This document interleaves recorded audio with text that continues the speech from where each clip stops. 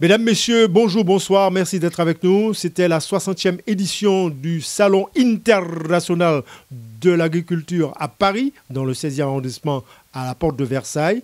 Nous avons rencontré des agriculteurs, nous avons rencontré des visiteurs, les ultramarins, les différents pavillons concernant les dom-toms. Nous vous avons donné la parole. Telanti Alfonso Noula, reportage. Nous avons un spécialiste de la Chambre d'agriculture de la Martinique, puisque en Martinique, nous avons également une agriculture qui souffre aussi, hein, mon cher Guy-Albert Levostre. Et qui a besoin de se faire connaître aussi. Et qui a besoin de se faire connaître. Alors, on a tout, sous l'étalage, on a quelques fruits et légumes, mais on n'a pas tout, hein, bien évidemment. Non, on n'a pas tout. Alors, devant les caméras de Telanti, puisqu'on a notre ami Alfonso Telanti, l'émission Alfonso Noula. On va te laisser en interview avec lui. Absolument. Il y a quelques questions. Alors, bel bonjour. Nous sommes au Salon de l'agriculture internationale de Paris, à la porte de Versailles. Bonjour. Bonjour. Présentez comment? En créole. En créole, pour lui. Oui, voilà. Donc, même c'est Guy-Albert Levostre, agriculteur en Martinique, et planteur de canne à sucre et puis banane créole, banane jaune.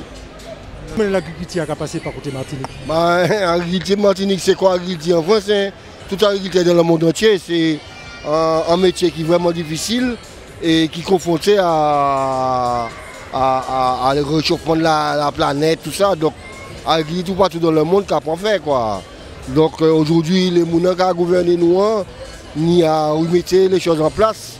C'est-à-dire que vieux l'agriculture, place de noblesse là, qu'il méritait. D'accord. Mais question que je pose là, c'est nous en collectivité territoriale, est-ce que vous êtes aidé par la collectivité territoriale?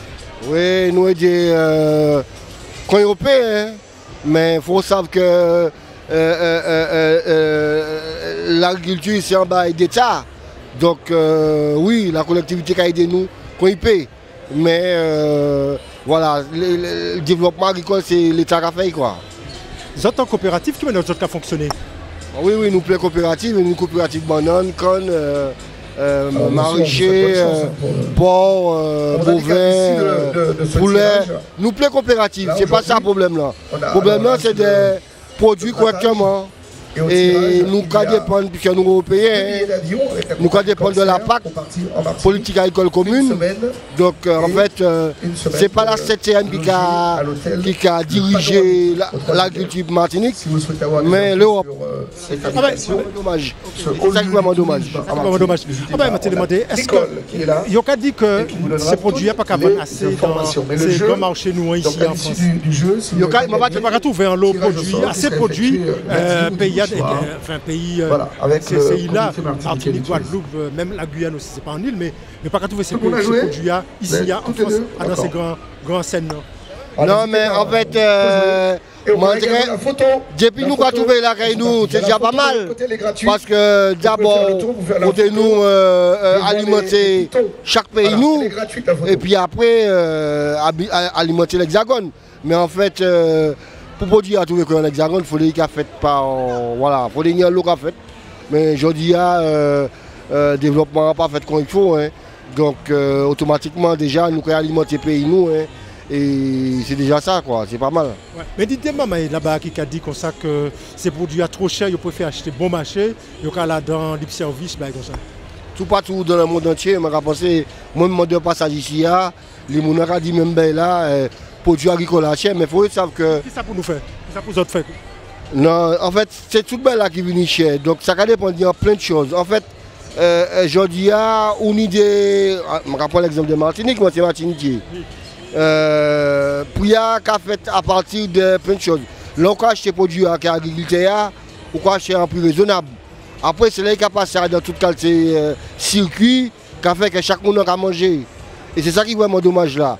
Mais le plus important, c'est que nous arrivons à produire à un prix intéressant, hein, mais c'est nous qui arrivons à produire en pile. Par exemple, si le producteur a livré un tonne de concombre, il peut faire un prix. Si c'est 200 kg, il ne peut pas faire prix. Donc, en fait, il faut nous développer le système de faire nous produire en pile pour que le prix puisse descendre. Mais après, il faut savoir que même si l'agriculteur a fait prix à bas, Ça ne va pas dépendre de quel lit parce que le travail, c'est des produits. Après, il y a des gens qui vendent. Donc chaque monde a fait marge à l'arrivée pour y a 3 fois plus cher. Est-ce que c'est agriculteur, oui, ouais, qui mène le travail, puisque il n'y a pas parlé de cela, ni pesticides, tout ça. Est-ce qu'il y a travailler en autre manière pour faire des bons produits qui sont? Ah oui, non, mais ça c'est sûr. Hein. Je dis, pas ni produit futur comme de Martinique. Vous savez, et puis ça nous passe là, nous polluons. Non, je dis, agriculteur. Vous avez fait en sol? Nous avons fait au sol, mais il ne suffit pas de faire en sol. Mais en fait, agriculteur Martinique, c'est des professionnels. Parce que tout le monde ne peut pas être agriculteur. Agriculteur, il faut donner un bagage, il faut donner un minimum.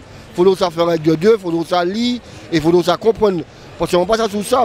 En les produits, il y a des marques, il y a des dessins, ça m'a simplifié.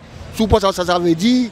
Voilà, donc je dis, en agriculteur, c'est un professionnel, c'est un bout qui a de bons produits.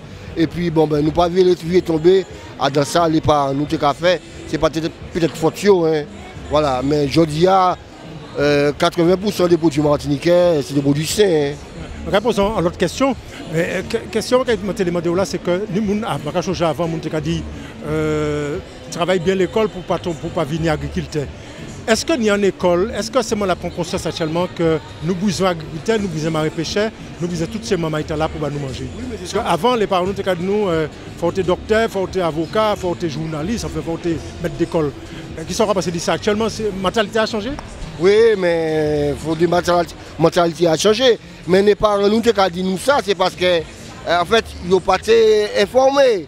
Et quand les parents pas informés, quand les professeurs qui ont éduqué, qui ont mal informé les parents à tout qui ont mal informé les tiens là. Moi, je vais changer quand ils disent comme ça que comment pas faire, je vais aller chercher banane.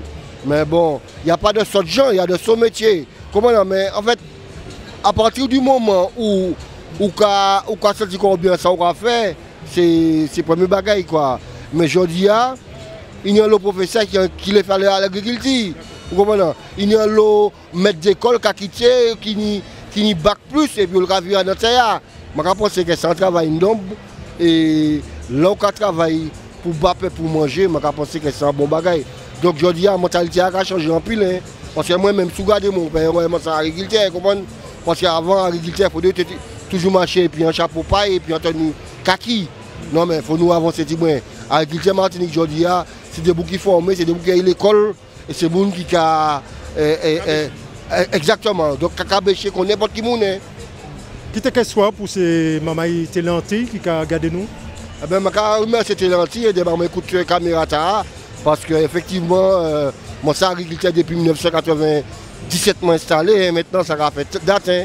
Moi, j'ai 55 ans, donc je dis à mon tapé en alimentaire M. Mike Wokzen qui mettait moi qui bat moi l'hôpital là en fait.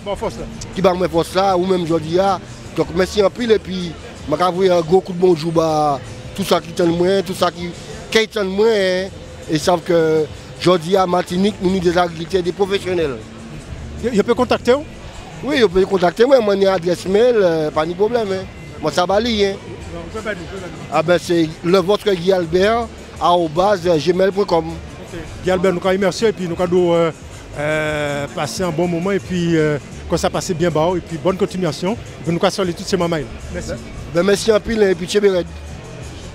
On va dire le pavillon de la Guyane. Nous avons avec nous monsieur. Maurice Réuni, 4e vice-président de la Chambre d'agriculture. Galio Bernard, exploitant agricole et puis secrétaire. Parlez-nous un petit peu de la Guyane pour nos amis téléspectateurs. Sur quel plan? Sur le plan de l'agriculture et sur tous les plans quoi. Ben, c'est un pays déjà qui est vaste, hein, d'abord, 90 000 km². C'est un pays grand comme le Portugal. Et on pratique plusieurs types d'agriculture. On a notamment la bâtie, on a l'agriculture traditionnelle, l'agriculture raisonnée, bio. Donc on fait un peu de tout. On a de grands espaces, on a des agriculteurs pratique l'élevage ovin qui ont de grandes superficies. Mon collègue ici, c'est un éleveur de bovins et de... Ovins caprins. Vous avez parlé de l'agriculture raisonnée. Qu'est-ce que vous entendez par l'agriculture raisonnée? Eh bien, c'est pas l'agriculture intensive, c'est l'agriculture où on ne met pas en avant uniquement le profit. Hein. Donc on ne maximise pas le profit, on pense d'abord au bien-être des gens et à la nature. Et il y a beaucoup de jeunes qui sont intéressés par l'agriculture en Guyane? Je pense que si, oui. Une école? Oui, il y a un CFA, il y a un CFA, il y a... Voilà. Il y a un lycée agricole qui se situe sur la commune de Makoria à Matiti et qui forme des éleveurs, des agriculteurs, tout le corps agricole qu'on a besoin dans le pays. Du hachet là-bas, enfin en Guyane aussi. Mais effectivement, les gens... Vous n'avez pas fait en supermarché? Mais c'est un peu normal parce que les gens trouvent que c'est difficile parce que les gens ne savent pas le coût de la production. Alors, on produit, mais tous les intrants viennent d'ailleurs. Donc c'est normal qu'on répercute le prix sur la production. Et vous travaillez avec les écoles aussi? Avec les écoles? Moi non. Mais certainement, il y a des coopératives qui les fournissent aux écoles, aux cantines. Mais moi personnellement non. Alors moi je confirme, il y a des coopératives qui travaillent avec les écoles. Parce qu'en ce moment, on essaye de faire consommer le maximum local. Parce que on va dire que les produits locaux sont... Nous confirmons que ce sont de bons produits.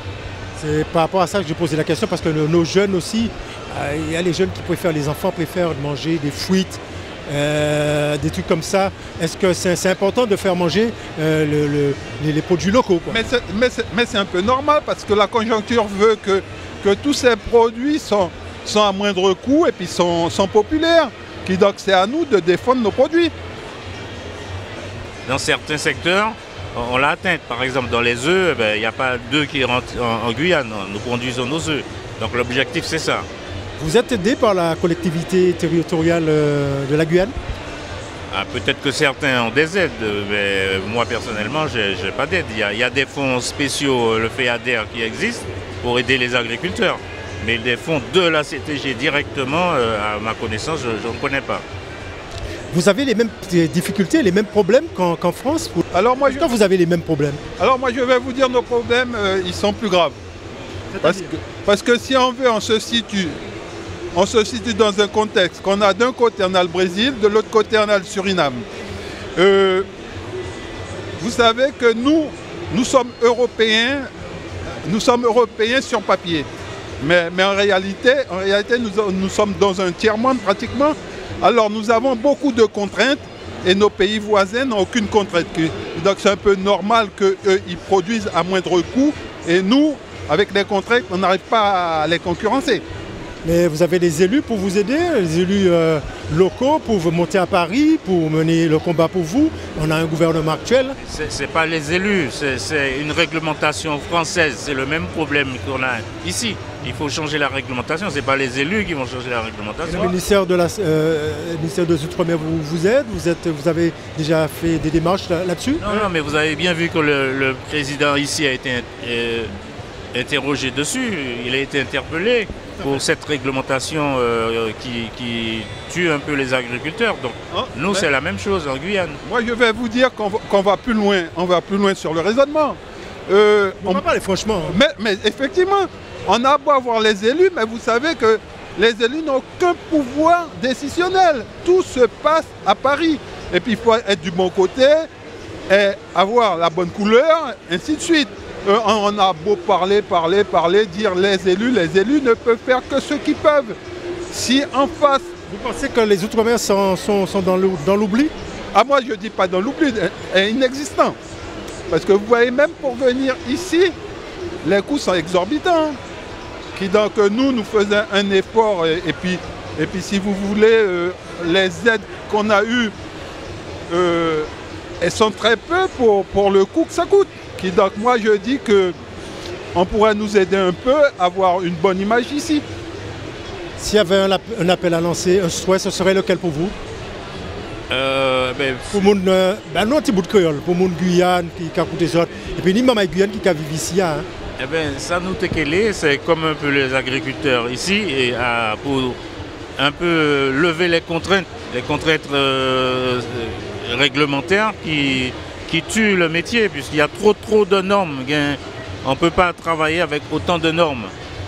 Donc souvent on dit que la loi tue la loi, trop de lois tue la loi, et c'est pareil, trop de contraintes ça tue le métier. Donc c'est lever toutes ces contraintes, puisque nos concurrents immédiats n'ont pas toutes ces contraintes, et ils nous font la concurrence comme vient de dire mon collègue. Voilà, un message pour le gouvernement actuel. Le message que je dis, de supprimer un peu de contraintes et de venir un peu pour voir la réalité du pays. La réalité du pays ne peut pas se voir en France métropolitaine, c'est pas du tout vrai. Les Outre-mer, c'est pas la France métropolitaine. Je vous remercie, et puis ma question te souhaite en bonne continuation, et puis tiens bien fort. Je souhaite une bonne journée, et puis un bon salon, et puis un de ces jours. Hein. Merci, à bientôt. Bon courage. Bonjour, bel bonjour, au revoir. Bonjour, on fait ça a marché. Voilà. Ouais, on connaît nous là, c'était lundi. Ouais, merci pour ça, ça nous là. Donc c'est Espace Tradition. Donc nous avons fait tout ce qui est planteur, bokit, tagoulou, on fait tout le à pays là, on va bien voir tout produit là, nous avons essayé le maximum, quel que soit damoiseau, bologne, et tout est biel, ouais, on m'a arrangé, biel, tout on m'a arrangé, tout le là, nous avons essayé de panel avec tous ces bons produits là, et voilà, nous avons représenté en fait. Donc voilà. Bah nous non. Donc c'est Espace Tradition. Mais où même? Ah ouais, moi c'est Christian. Ouais voilà, ben moi c'est Christian. De vrai nom moi, mais sinon en tant que le monde connaît moi c'est Guadaka ou MCAC, comment on fait musique aussi. Donc on y voilà, plusieurs petits noms à côté, mais sinon c'est Christian de Rafon. Voilà. Moi t'en as Goulou, mais c'est un mot comment bien maintenant. Mais là on dit à Goulou grand fall. C'est à maman. Ouais, c'est un mot qui est à l'ancienne quoi, tu vois ce que je veux dire, parce que ça te fait dire à Goulou grand fall, c'est un monde qui a mangé en l'eau, comprenez, qui a mangé en l'eau. Donc c'est justement pour ça à Goulou là, il fait son gros pain en fait, voilà, un gros pain brioché bien garni, et pour manger ça il faut encore bon quoi, tu vois ce que je veux dire, il faut bien fin. Ma question est le sourire, donc vous satisfait du salon, je te la chaque année. Hein? Oui, voilà, nous toujours en salon là, nous au salon de la gastronomie aussi, nous là aussi, et puis à la foire de Paris. Donc oui, dans l'ensemble ça va. Au début c'est toujours un petit peu compliqué, le temps Covid a démarré, tu vois, mais hier on était bon monde, aujourd'hui là aussi, non hier aussi, avant-hier, ça va vendredi, samedi, donc jeudi, dimanche, nous avons clientèle aussi pour le dimanche qui a une en famille. Et donc voilà, donc l'idée aussi c'est mettre le sourire quoi, tu vois. Donc même si mon a like à marcher mais qui a un sourire, ça fait du bien. Et c'est pour ça que le monde qui revient dans l'instant dans nous, parce qu'ils savent que nous mettre la joie, la gaieté, nous représenter en fait pays là, puisqu'à la base pays là c'est la bonne vibration, le sourire, c'est ce qui est important. Zoka levé bonnet? Oui, parce que mine de rien, c'est un gros combat. Pour là, depuis avant l'ouverture, là, ça dit qu'on peut être là depuis à 7h du matin pour faire les préparations. Et les gens partis aussi, il faut repréparer, recharger pour peut-être le lendemain. Ça dit qu'il faut, voilà, faut pas rater quoi, puisqu'il faut bien placer. Et c'est un combat, puisque c'est des longues journées. Ben, nous avons fait plaisir parce que derrière là, nous avons représenté, tu vois. Donc voilà, il y a le plaisir et c'est ça en fait qui nous fait du bien en fait, c'est le retour de la clientèle quoi. Les gens sont satisfaits, ils disent le produit est bon. Vous avez toutes sortes de clientèle, je ne pas ni clientèle des Antilles seulement Réunion. Non, nous Réunion, nous Antillais, ni Français, tout le monde a, tu vois, l'Hexagone en général en fait finalement. Et oui, nous, quand tu es client, tu vois, à partir du moment où le produit là bon, il plaît en fait finalement. Donc nous avons fait goûter justement, nous tellement sûrs de produits en nous, que nous avons fait goûter. Et à partir du moment où goûter, il y a revenir, tu vois. Parlez-nous de c'est ça autres café, parce que ça c'est des jus, mais c'est des planteurs. C'est des planteurs nous avons fait. Nous avons fait Gois de Lys, nous avons non parce que nous avons fait il y a 60 nous, tu vois. Et on tire cette maison, qu'on ne peut pas avoir tout ce secret là, tu vois. Mais nous avons dosé, nous avons essayé de doser au maximum pour plaire au plus grand nombre, tu vois, et donc voilà quoi, ben fruits, enfin différents rhums en fait, tu vois. Ils ont fait Accra, ils ont fait Bokit, ils ont fait toute qualité. Donc ça. Nous avons fait plat aussi, nous avons sorti des belles petits plats là, des petits dombrés aux crevettes ou des petits colombois dombrés. Nous avons sorti des belles petits plats là parce que nous avons Madame la Marivonne, qui sont beaux cuisinières et franchement, ils a cuisiné bien. Mon repas là très bon, donc toutes les mon stand là, c'est là qu'on vient de manger parce que c'est très bon. Et voilà, stand là, c'est Sidoana Desmar, vous connaissez parce que j'ai interviewé ici là, c'est qui est responsable. Donc nous là, nous avons force là. J'entends famille et puis cette famille-là, ça passe bien. Ce qui m'a dit travail. Je connais toute famille, toujours des hauts et des bas. Tu comprends ce que je veux dire? Mais il faut nous rester en haut. Tu comprends? Même si nous haut et des bas, mais il faut nous toujours rester en haut parce que rien n'est pas facile. Mais la vie, c'est un état d'esprit. Et à partir du moment où dans la positivité, en fait, donc c'est la compréhension, tu vois, et de la tolérance. Et donc on met tolérance, donc voilà, pas de raison que ça pareille. Qui est-ce qu'on pense de ça? Nous avons parlé de ces salons agriculture, mais sauf si l'agriculture a une difficulté, les marins pêcheurs aussi aux Antilles ont l'eau difficulté.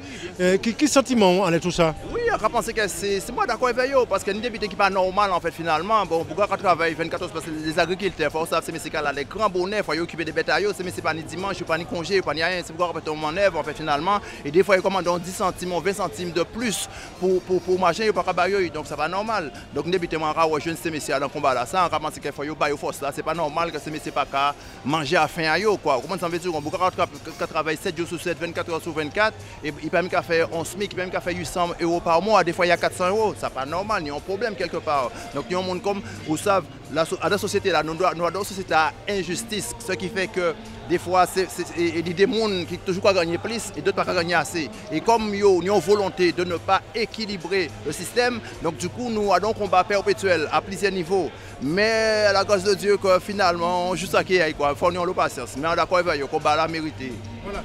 Parce que les clientèles là aussi, nous avons aussi acheter produits PIA aussi. Parce que aller dans le supermarché, acheter des qui a coûté moins cher, il faut aussi les autres forces là aussi. C'est important parce que c'est pas évident, ils ont pris, mais en même temps son force, ils ont le monde qui vient là. Les gens qui disent qu'ils vendent trop cher. Ah oui, oui, des gens qui disent qu'ils vendent trop cher. On peut comprendre aussi, il faut savoir aussi, il faut payer place. La place ça va coûter très cher, tu vois, ils ont coût, ni des gens qui travaillent, comment ça veut dire, c'est pas évident. Donc encore comprendre, mais vous savez, là on va expliquer les choses, pas des raisons que c'est pareil, parce qu'on va expliquer comment on a des explications, donc automatiquement, ça va comprendre. Le monde qui vient là, il va dire, ouais, mais vous savez, et nous là, nous avons basé l'agriculture, nous avons vivre pour eux, nous avons vivre pour eux. Donc ils savent que ce n'est pas évident, ils ont pris, mais ils ont vivre pour nous force là, tu vois. Et en même temps, nous aussi, nous là, nous avons le sourire, en fait, nous avons fait vrai que le pays là, en général, c'est comme ça, ça y est, quoi, tu vois, c'est la joie de vivre. Voilà. On profite pour saluer nos marins pêcheurs, nos agriculteurs là-bas, aux Antilles, en Guyane, à La Réunion, et voilà, Mountou Patou. Et puis, qui t'a quel message pour mot de la fin? Oui, ben, message là, c'est combat là mêlé, ça n'est pas évident, tu vois. Mais faut nous, parce qu'on a l'impression des fois, nous parlons l'eau, mais nous ne pouvons pas comprendre nous. Tu vois ce que je veux dire? Et la base, c'est de la compréhension, de se comprendre. Et tant que nous pouvons comprendre, nous, parce que nous avons mené des combats, mais ils sont persuadés qu'il y a un bon combat là. Et ce qui fait qu'ils n'ont pas coûter les autres. Mais pour avancer en combat là, fait tout le monde côté. Tu vois, chaque monde a dit. Tu comprends ce que je veux dire? Et de là, nous allons avancer ensemble. Tu vois ce que je veux dire? Parce que moi, peut-être à moi, ils ne sont pas côté sans cadre au pays, ça s'en est à moi, et peut-être qu'en cas détiennent la vérité. Tu comprends ce que je veux dire? Donc, il faut nous dans la tolérance et il faut nous comprendre nous, quoi, tu vois. Il faut nous compter nous surtout, il faut nous compter nous. Voilà. En tout cas, Guadaka, merci. Boudoum, Lamou, Tchéberet. On go faire ça, mon bastet, mon poète noir, parce que papa, moi, c'est un poète noir, et de famille, moi, c'est mon goubet, chaflerie. Donc, on go faire ça les Guadeloupéens en général. Okay. Merci, Anchaï. Okay. On est avec Outre-mer Production Autrement. Alors, bonjour. Bonjour. Donc aujourd'hui, Outre-mer Production Autrement est sur ce salon pour la 60e édition afin de vous présenter un nouveau produit. La Chambre d'agriculture de la Guadeloupe nous a demandé d'innover et donc on a voulu ramener un produit utile, mais surtout un produit écologique. Est-ce que dans un premier temps, est-ce que vous pouvez nous dresser votre parcours? Donc notre parcours, comment vous dire, Outre-mer Production Autrement est une société spécialisée dans le packaging. C'est une société qui met du bon dans du beau.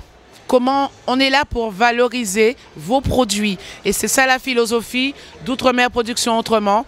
C'est, voilà, comme je vous dis, mettre des bons produits dans un beau packaging. Voilà. C'est quel genre de produit dans ce... Alors, on est beaucoup dans l'agroalimentaire. Pour ceux qui connaissent les berlingots de sucre Madras, c'est cette même personne, monsieur Jean-Yves Serem, qui a l'initiative de tous ces produits et qui travaille avec des produits artisanaux de chez nous. Je vois que c'est bien fait, hein, la boîte. Est-ce que c'est recyclable? La philosophie première de notre société, c'est le côté écologique, recyclable. C'est un produit, sa spécificité, contrairement au cubi ordinaire, c'est qu'il est personnalisable. personnalisable et réutilisable. Quand je dis personnalisable, en fonction de vos événements, on peut vous faire exactement ce que vous souhaitez. Pour un mariage, pour un événement, un anniversaire, une réunion d'entreprise, un CE, tout événement, on vous le personnalise avec ce que vous voulez dessus. Comme vous pouvez le voir, il y a 6 côtés. D'accord, 6 côtés qu'on peut occuper. Là, sur ce paquet, vous voyez écrit Slovaquie. Pourquoi Slovaquie?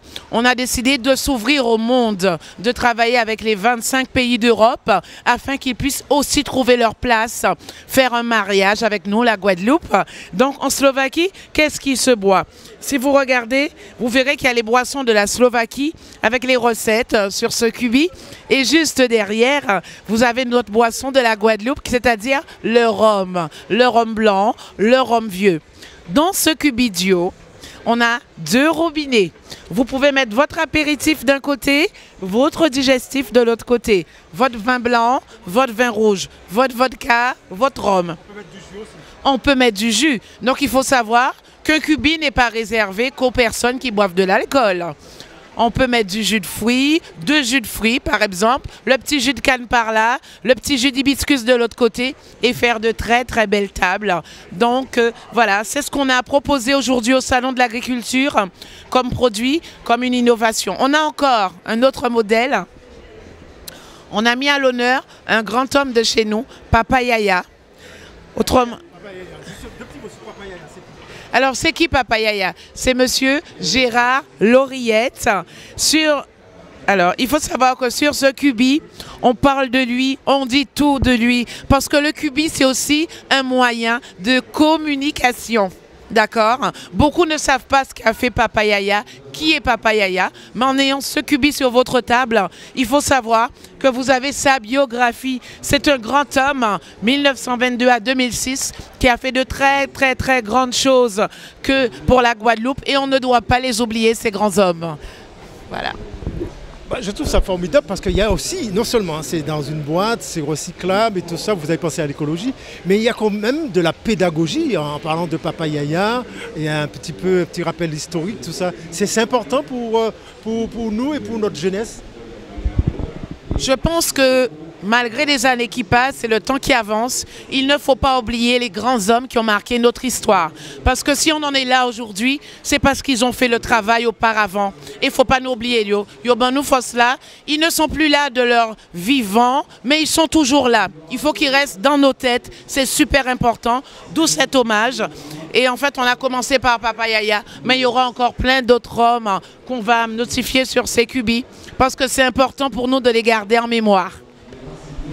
Là, en tout cas, on est belle, non seulement on boit un coup tranquillement avec modération quand il y a de l'alcool, et puis on apprend des choses parce qu'on peut faire une petite lecture en buvant nos petites boissons tranquillement. Et franchement, je vous dis bravo. Et puis nous avons cette force là. Alors, vous avez eu beaucoup de visiteurs.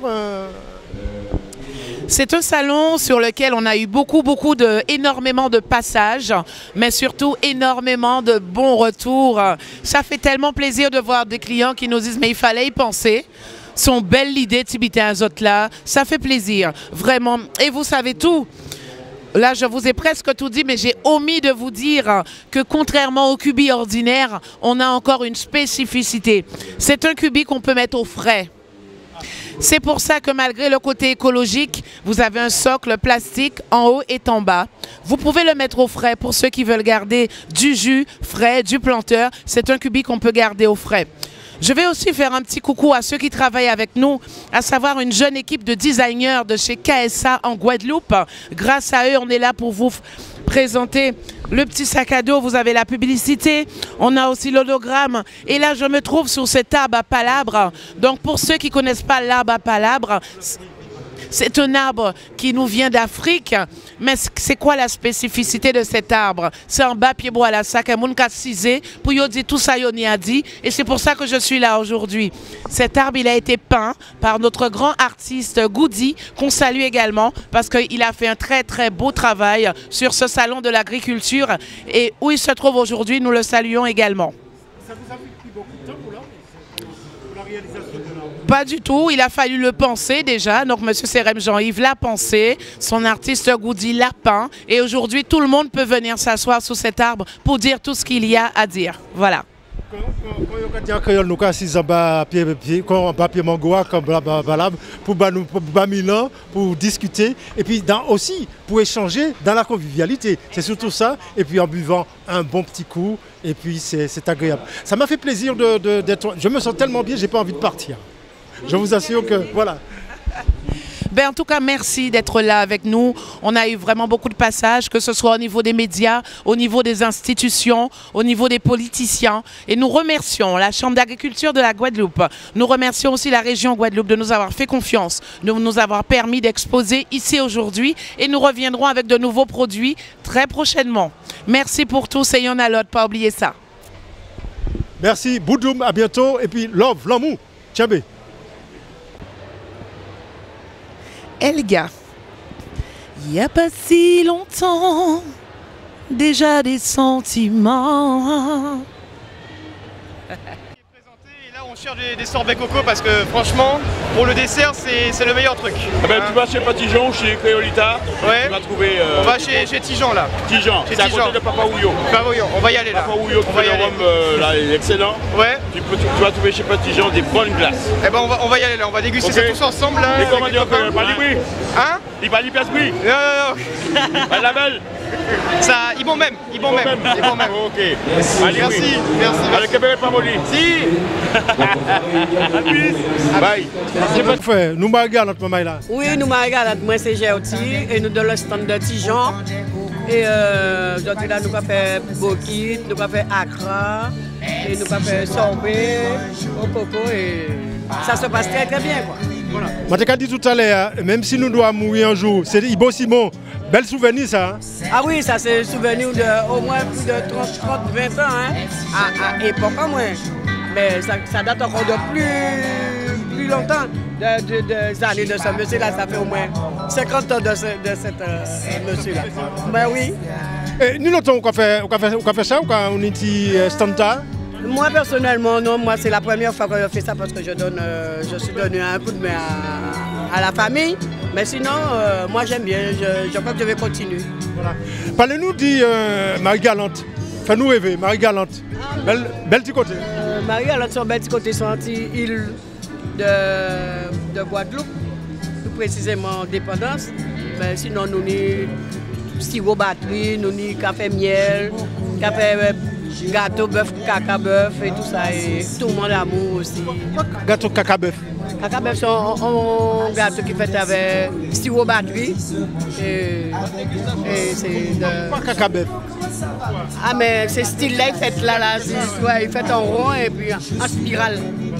Et puis moi, les autres qui ont fait compétition compétition bœuf. Ça là, moi, on pas trop ni de connaissances à Danraï, mais son truc qui vient de Marie-Galante, vraiment. Mais pas ni trop connaissances à Danraï. Vous êtes content d'être Paris, dans le salon agriculture? Ben oui.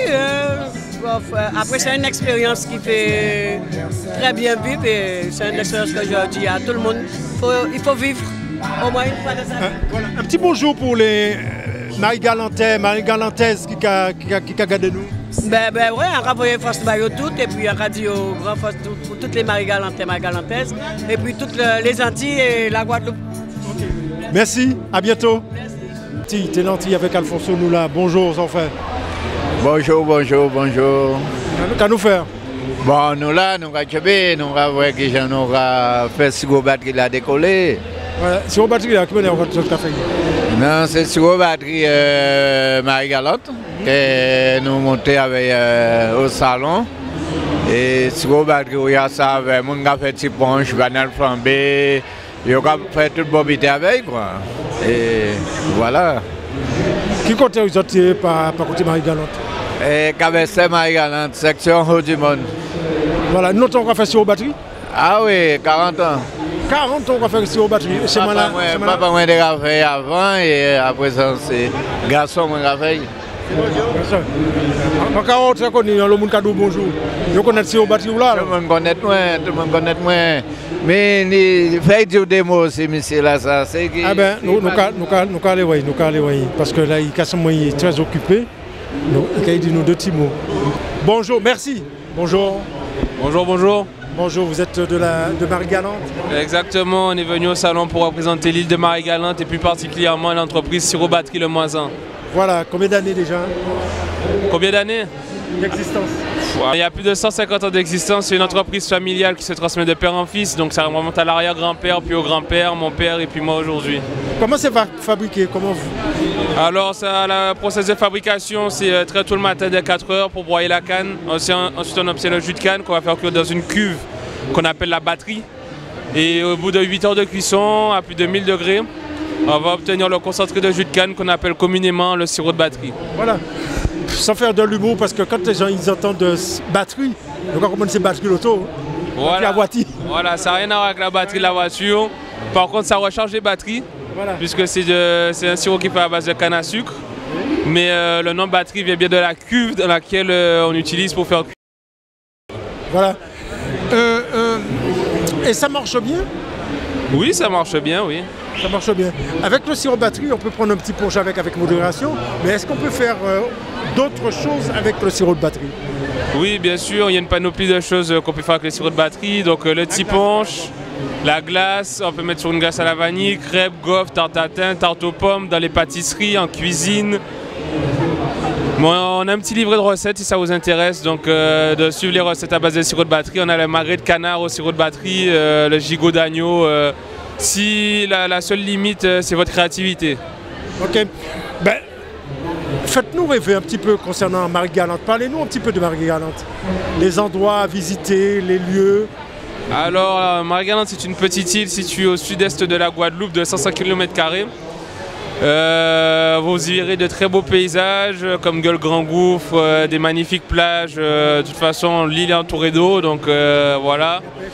La pêche et après bien sûr venez nous visiter, on a notre usine sur place à Cap-Esser de Marie-Galante au Vidon-le-Robert. Et comme c'est le salon de l'agriculture, comment ça se passe pour les agriculteurs là-bas? Est-ce qu'ils sont dans des difficultés comme en France hexagonale, à la Martinique et des autres endroits des Outre-mer? Voilà, c'est-à-dire que l'agriculture en France et en Guadeloupe, c'est deux choses différentes. On est accompagné d'une manière différente au niveau des chambres régionales de l'agriculture.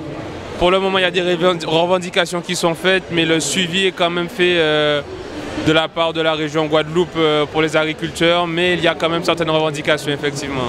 Voilà, je vois que c'est franchement rouleau bavo, parce que je vois que vous êtes jeune, hein. On peut dire tu es jeune.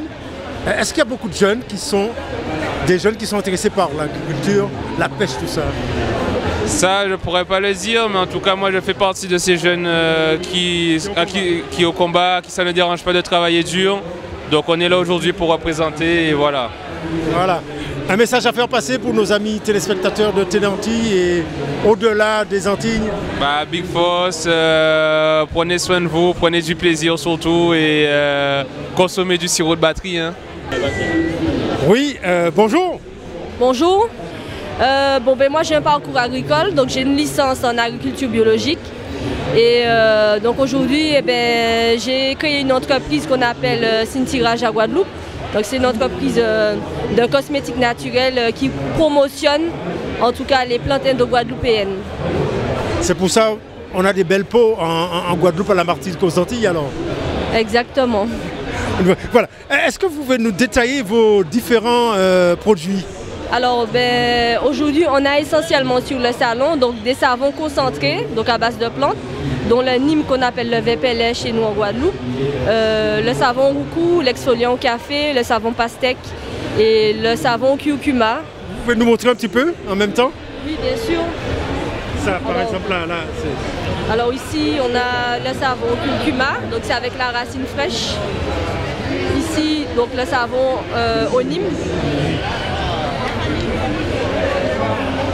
Le savon au Roucou. Voilà, quand j'entends curcuma, on parle des bienfaits du thym, aussi bien pour le corps, pour la peau aussi. Oui, enfin le curcuma il soigne de l'intérieur et de l'extérieur. Voilà, donc me concernant, donc c'est un savon curcuma.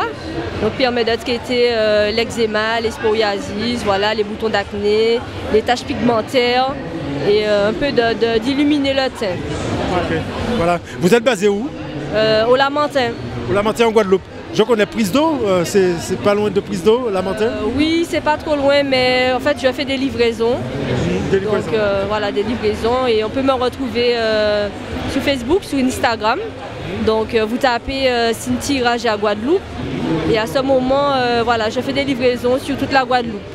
Le président de la Chambre de l'agriculture, bonjour. Bonjour, Téléanti, bonjour. Ça en fait? Ben là, Rakebe. Le Rakebe. Alors, qu'est-ce que vous en pensez? On aimerait avoir votre ressenti. La semaine a été, bon, le début a été un petit peu difficile avec la manifestation des agriculteurs de l'Hexagone, mais sinon après, on a vu le public qu'on attendait. Ils sont venus, ils étaient satisfaits, ils sont repartis en tout cas satisfaits de ce qu'ils ont vu.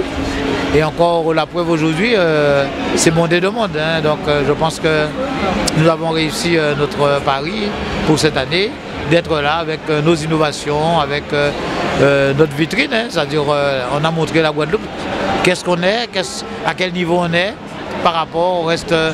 Justement, vous êtes à quel niveau? Parce que comment va l'agriculture en Guadeloupe? L'agriculture guadeloupéenne, à travers de ce que nous avons prouvé pendant ces 9 jours, est une agriculture, je dirais, branchée, une agriculture connectée, avec de l'innovation. Vous avez vu les jeunes, nous avons gagné Agro Startup National, donc avec nos jeunes Agro Startupers, qui ont présenté des projets très innovants. Donc aujourd'hui, je pense qu'on n'est pas en retard par rapport au reste du monde. Et c'est toujours intéressant de le savoir à travers ces concours, à travers ce que nous faisons, quand nous l'exposons un petit peu à l'extérieur, donc particulièrement au Salon de l'agriculture à la porte de Versailles. Donc je crois que ça nous permet de nous situer et de voir le travail qu'on a fait, le travail qui reste à faire. Est-ce que les difficultés sont les mêmes en Guadeloupe par rapport à l'Hexagone? Bon, il y a eu des mouvements, comme on vient de dire. Nous avons des dénominateurs communs. La crise, c'est pour tout le monde. Après, nous avons des spécificités. Nous avons nos problématiques. Nous vivons à l'heure de la souveraineté alimentaire. Nous vivons à l'heure de l'agriculture propre. Donc tout cela, c'est une, je dirais, double travail pour nous, puisque nous sommes dans une zone intertropicale où nous avons une hygrométrie de l'air à 80%, donc chargée d'eau, donc avec un développement de bactéries beaucoup plus important que dans un pays tempéré. Donc tous ces problèmes, nous avons à y faire face. Et aussi donc, les problèmes qui sont d'ordre international. Ça veut dire donc vous comprenez que nous avons 2 fois le travail que fait un hexagonal par rapport à nous. Et nous tenons à le faire. Nous tenons à le faire parce qu'il s'agit pour nous de nourrir bien notre population, en tout cas au mieux. Et nous avons lancé donc, depuis 2013, quand nous sommes arrivés à la tête de la structure de la Chambre d'agriculture, nous avons lancé la dynamique de l'agroécologie. Nous étions dans la transition agroécologique. Aujourd'hui, je crois que par rapport à la taille de nos exploitations, nous sommes les mieux placés justement pour aller vers une agriculture moins de pesticides à l'horizon 2030. Justement, j'allais poser la question parce qu'on a parlé de chlordécone. Est-ce que vous avez... On revoit cette situation, on travaille autrement, on parle d'agriculture hors sol. Est-ce que c'est le cas? Alors, non, nous sommes bien sur le sol. C'est une expression. Mais nous faisons attention, comme je le disais, à l'utilisation des pesticides. Nos parents n'utilisaient pas des pesticides, mais la vie n'avait pas autant d'exigences. Quand on produisait 10 kg de tomates, on pouvait nourrir un village qui avait 10-20 habitants. Aujourd'hui, ce même village a 300 habitants et il faut pouvoir nourrir. Donc ça, si bien qu'on est passé par des méthodes modernes de production, aujourd'hui il s'agit pour nous toujours de rester dans la modernité, mais de faire autrement. Avec des institutions comme l'INRAE par exemple, nous, sur des associations de culture, sur plein d'autres stratégies, je parle bien de stratégie, nous devons pouvoir arriver à une production beaucoup plus propre, avec moins d'intrants, permettant justement à notre population de pouvoir avoir accès à ces produits. Mais nous sommes en Guadeloupe, nous sommes très loin de l'Hexagone, là où se décident le plus souvent des choses. Et donc la vie est chère chez nous. Donc les coûts de production sont plus importants, augmentent. Et nous avons une population quand même qui a un pouvoir d'achat pas trop élevé. Justement, c'est ce que j'allais dire. Est-ce que... Voilà. Donc vous comprenez le travail que nous avons à faire, il est double, il est triple même. Nous devons tenir compte de tous ces paramètres, d'être dans la course comme tout le monde, mais en même temps, notre position géographique, notre position, je dirais, géographique nous met, et puis pas que géographique, mais au niveau de latitude, nous met dans une situation je dirais, très difficile, mais nous ne devons pas renoncer à l'effort qu'on nous demande de consentir, parce que nous aimons notre population et nous voulons que cette population soit nourrie au mieux. Et donc, à nous aussi de demander à cette population de croire en nous et de savoir que quand un produit est cher, c'est vraiment pas de notre faute. C'est parce que les intrants sont plus chers avec la crise, avec l'inflation. Donc ça a une répercussion sur le coût de production. Et c'est vrai que nous ne voulons pas produire pour l'élite ou une élite. On veut produire pour la masse, pour la population guadeloupéenne. Et nous avons beaucoup d'efforts à faire. Nous faisons beaucoup d'efforts à notre niveau. C'est pour ça que nous demandons aussi à la population, aux consommateurs guadeloupéens, de faire aussi des efforts pour permettre à cette agriculture de perdurer. Parce que sans eux, nous n'existons pas. Et sans nous, ils auront mangé un produit importé. Et ils l'en mangent déjà. Et notre mission est de pouvoir casser cette importation, permettre à la population de nourrir à partir de ces produits. Vous êtes satisfait de la politique qui est menée par les... Il y a des aides qui existent, il y a des lignes budgétaires qui existent qui sont insuffisantes, manifestement. Donc nous avons par exemple,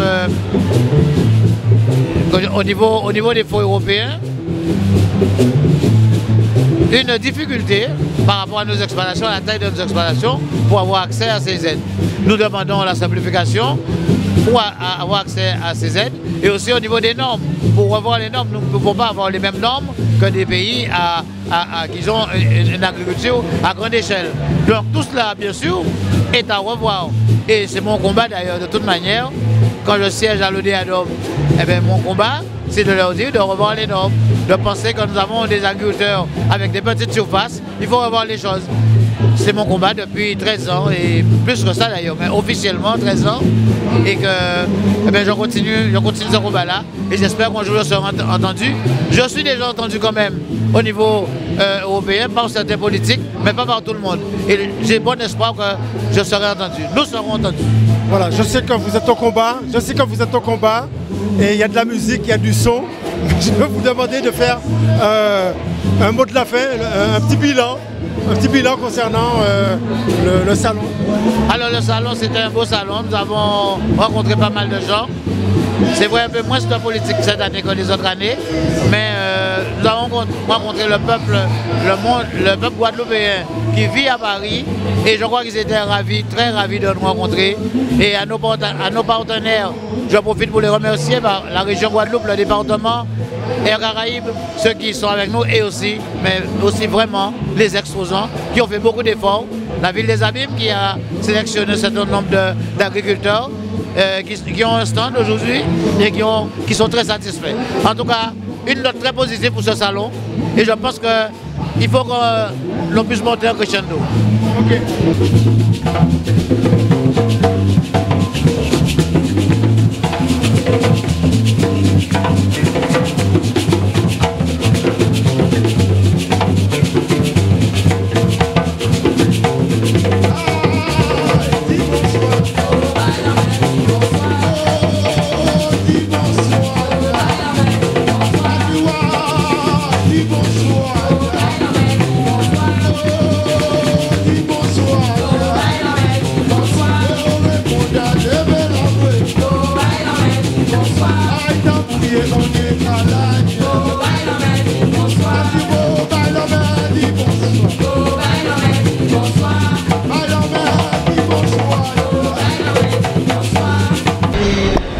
Voilà, Alfonso nous là, nous on les place là, on est au salon de l'agriculture à Paris, dans le 16e arrondissement.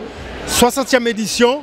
Moi, je ne basote, monsieur Théoka. Ça en fait Théo? Moi, là, tout doucement, on vient accompagner la Chambre de l'agriculture de Guadeloupe, animée pendant toute fois là, avec musique, tradition, culture à Guadeloupe-Goka. Nous nouvelles, la Guadeloupe. Alors, moi, on vient toujours à la verticale. Donc, Guadeloupe est bien, donc, en bien, donc, on va rouler. On va porter mon œuvre quand il y aura dit, si pays Guadeloupe, donc, aujourd'hui, là, en salon là, mais, regardez. Le salon la fille n'a qu'à entrer en pays en moins. Voilà. Nous avons un salon agriculture, agriculteur Guadeloupe. Est-ce que c'est difficile? Est-ce qu'on a l'occasion de rencontrer eux, parler puis eux et de savoir qui va sentir eux? Oui, parce que même avant nous venir ici Paris, nous avons un petit mouvement aussi de revendication. C'est toujours un métier qui est très raide, hein, parce que c'est les gens qui travaillent raide et pour très peu d'argent. Et on l'a investissement, on l'a sacrifice, et il y aura de plus en plus bandé. Donc, l'agriculteur, c'est eux qui nous. Donc, ça complique. On ne peut pas travailler comme ça des heures et des heures, et le fin de mois arrivé, où ils n'ont pas qu'à payer là-bas, des fois payer des ouvriers aussi. Et en termes de rentabilité, ben, très peu de rentabilité, donc c'est normal que ces noms-là ont revendiqué, qu'ils reconnaissent le métier là, ça mieux. Alors, il faut dire que moi, on est toujours dans le milieu culturel. Hein. Donc, on a enseigné le cas, professeur de cas dans l'école de musique. Encore aussi travailler avec un groupe, en directeur artistique dans un groupe. Donc, on a accompagné aussi un groupe. Moi-même, personnellement, en tant que Rodrigue Théophile Théoka, en l'aide des manifestations, des événements, qu'on joue de là nous au salon. Et puis en parallèle de ça, encore aussi porter des manœuvres dans des locations de courte durée, qui est donc en auto-entrepreneur. Donc on a porté des manœuvres pour me fonctionner au quotidien. Il y a une grande jeunesse qui sensibilise en les musiques tradition là, pas toutes. Mais c'est vrai que nous avons aussi qui aime la musique de dehors. Et moi, toujours dit, avant, les autres, il faut un métal. Donc, encore, on a espérance que, bon, musique là, ça, la jeunesse qui continue à porter, même si on prend l'eau, mais il faut continuer à porter parce que on peuple qui panique, qui panique, non, son peuple qui colonisé parce qu'on a aimé métal, les autres ou pas un métal. Nous savons qu'on y a franc-parler. Il y a un certain nombre de discussions qui fait qu'on nous suivre, qu'on dit qu'on n'est pas africain. Mais pourquoi on ne pas africain pourtant? Alors, on va pas débat là, ça, parce que vous savez, nous. Parce que je me pose une question, parce que il y a des bagages qui tournent en ce moment, des Haïtiens qui disent pas africains, des machins qui disent pas africains. Et il y a l'autre débat là ça. Vous savez, ça sont des débats qui sont très compliqués. Pénis, divergence d'opinion, à la sensibilité, positionnement à chaque monde. À l'arrêt à chaque monde. Nous avons une histoire, nous y mettons l'habitude, nous avons un fonctionnement qui est différent, qui, même Guadeloupe et Martinique, qui deux îles sœurs, ni des bitins qui n'ont pas fait même genre là. Donc voilà, moi pas qu'à plus haut on laisse ça parce que ça fait un paquet de débats. Et chaque monde qui est cabéché en leur propre identité à eux, et ça ils veulent pour eux même. Voilà. Moi content, ouais, et puis moi content de passer un bon petit moment parce que nous n'avons pas eu l'occasion d'y discuter, d'y parler ensemble. Mais ça fait toujours plaisir de se retrouver dans cette sphère-là pour passer un bon petit moment. Qu'est-ce que tu en penses? En tout cas, Alphonse, moi, on est toujours content parce qu'on sait sur le terrain, sur son boucle de combat. Et il faut ni des gens comme ça. À pas attendre que d'autres gens fassent, c'est à nous de faire les informations, les captations, à vrai monde, parler bas mon gars de là, ou en salon là, il faut une pédagogie, il faut une méthodologie, et on va penser c'est nous pour nous travailler bon nous-mêmes. Voilà. Quittez quel message pour ces gens qui regardent nous sur Télé Antilles, éventuellement. Nous ne jouons pas tout, comme on a dit. Alors, on dit Télé Antilles, toute la diaspora, toujours rester à la verticale, ça c'est important. Nous sommes peuple, nous sommes jeunes peuples. Nous au combat, nous lobby que nous n'y encore à faire. Nous pouvons acquis dans le mouvement nous pouvons acquis dans le mode de fonctionnement nous. Il faut nous toujours rester debout à la verticale. Et pas oublier où là nous sortis, où là nous caille et qui j'en nous caille. Verticalité. Boudoum, merci. Tout le monde qui descend à Razi, nous parler, nous pas babiller et nous qui nous très bientôt. Merci. Bonjour. Oui, bonjour à tous, je suis Julien Bataille, je suis le directeur général de la Chambre d'agriculture de Saint-Martin, au nord des Antilles. Voilà. Parlez-nous un petit peu de Saint-Martin. Alors Saint-Martin, c'est une belle île donc tout au nord de la Caraïbe. On est une île binationale avec une partie française et une partie hollandaise. Et puis notre agriculture est en train de se redévelopper. On est en train de faire renaître l'élevage, on est en train de faire renaître aussi les cultures maraîchères, les cultures fruitières. Et on essaye tant bien que mal voilà, de développer ce secteur qui souffre de pas mal de handicaps. On n'a pas d'eau vive à Saint-Martin, il faut dessaler l'eau de mer. On a très peu voilà, donc de précipitations également et une terre qui est difficile à cultiver pour notamment cette sécheresse mais aussi pour sa configuration. Et donc on ne peut pas trop mécaniser le travail de la terre. C'est un travail... Quelles sont les difficultés que vous rencontrez ? Alors la terre, comme je vous disais, est plutôt sèche, donc elle doit être travaillée, elle doit même travailler sans mécanisation, travailler à la main, travailler de manière très traditionnelle, parce que ce sont des petites parcelles, bien souvent pas en terrain plat également. Et donc, voilà, c'est du travail, c'est beaucoup de... Enfin, c'est très dur, on va dire, comme façon de travailler, mais on a des agriculteurs qui sont passionnés, on a des agriculteurs qui, pour certains, tiennent des exploitations depuis plus d'un siècle, de génération en génération. Les terres se transmettent et l'agriculture persiste. Ouais. Alors Saint-Martin est devenu une collectivité d'outre-mer en 2007, article 74 de la Constitution, ce qui fait qu'on empile un certain nombre de compétences de la commune, du département, de la région et puis même certaines compétences de l'État, notamment en matière de fiscalité ou en matière d'état civil. Et donc ces relations avec l'État sont renouvelées, sont rénovées, nous permettent un certain degré d'autonomie. Et nous sommes par exemple maîtres de notre développement économique et donc nos élus, nos conseillers territoriaux, notre conseil territorial orientent les politiques vers un développement économique plus endogène, qui soit moins dépendant, même si on le reste, d'intrants, d'importations. Et on essaye voilà, de diversifier nos sources de revenus et la production de notre richesse intérieure. Pardon. Et donc l'agriculture, je reviens à ça, est important pour diversifier notre économie, créer de l'emploi et créer des emplois qui soient stables sur le territoire. Est-ce que vous êtes vraiment et réellement aidé par l'État ? Alors oui, on a de plus... Parce qu'on parle des difficultés concernant l'agriculture en France. Est-ce que vous retrouvez ces mêmes difficultés à Saint-Martin ? Alors l'agriculture de Saint-Martin, elle n'est pas organisée comme l'agriculture partout ailleurs. Encore une fois, c'est un très petit secteur avec peu d'acteurs, mais des acteurs voilà, qui sont motivés et qui sont rassemblés autour d'une coopérative agricole, au cours d'un certain nombre d'associations d'éleveurs, des associations d'apiculteurs également. Et donc les problématiques que j'évoquais tout à l'heure, qui touchent à la sécheresse, qui touchent au manque d'eau vive et qui touchent aussi à une difficulté d'identification des parcelles qu'on est en train de régler, l'État et la collectivité travaillent de concert justement pour accompagner les éleveurs et pour leur faciliter, on va dire, la vie. Et ce qu'on voit au niveau national, c'est pas que ça ne nous concerne pas, mais on n'est pas du tout dans les mêmes conditions. On n'a pas cette dimension agricole qui dépend on va dire qui est impliquée dans une dynamique européenne. Nous, on a une agriculture qui est locale, qui est plutôt intégrée dans un bassin caribéen, qui a d'autres contraintes et qui a d'autres enjeux. Et la pêche, comment va la pêche à Saint-Martin ? Alors parce qu'on est entouré d'eau. Je vous pose cette question-là, mais je vais vous poser une deuxième question. Parce que vous avez parlé de dessaler. Est-ce que vous avez les moyens de dessaler pour pouvoir pallier au problème de la sécheresse ? Alors oui, on dessale. Comment vous dessalez ? Alors on a une usine de dessalement de l'eau, voilà, qui, par un procédé d'osmose inverse, alors moi je ne suis pas un scientifique et je ne vais pas pouvoir vous raconter plus que ça, mais qui sépare l'eau du sel. Et donc après quelques traitements, c'est de l'eau qui est envoyée dans le réseau, c'est l'eau qu'on consomme, c'est l'eau qu'on utilise pour se laver et pour aussi développer. Et c'est de l'eau qui est aussi destinée à la dynamique économique.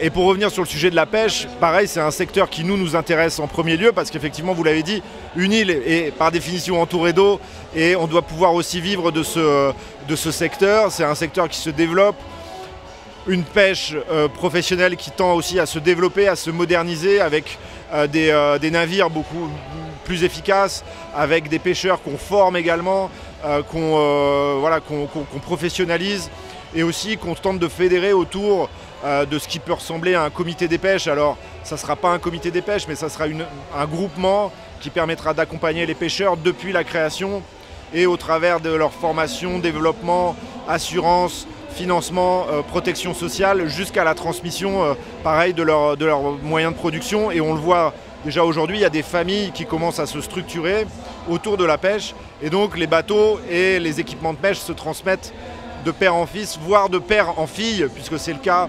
On a une jeune pêcheur à Saint-Martin qui a repris l'exploitation familiale. Quels sont vos rapports avec le président de région, Harry Chalus? Est-ce que vous travaillez en collaboration avec l'île de la Guadeloupe?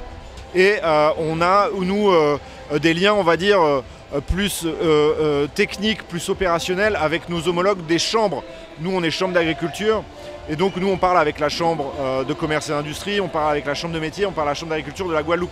Je ne l'ai pas précisé, mais on est aussi, nous, CCI et chambre de métier. Donc, c'est plutôt à ce niveau-là que nous, en tout cas consulaire, hein, on parle avec la Guadeloupe.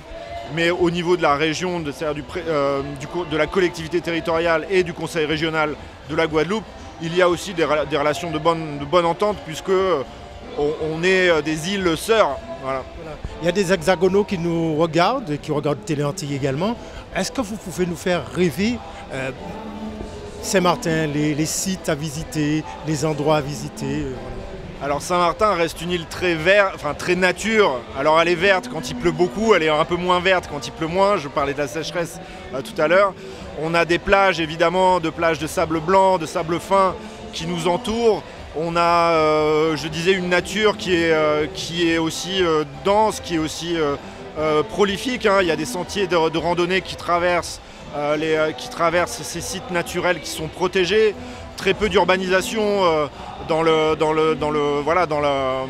qui n'est pas envahissante, en tout cas le moins possible évidemment.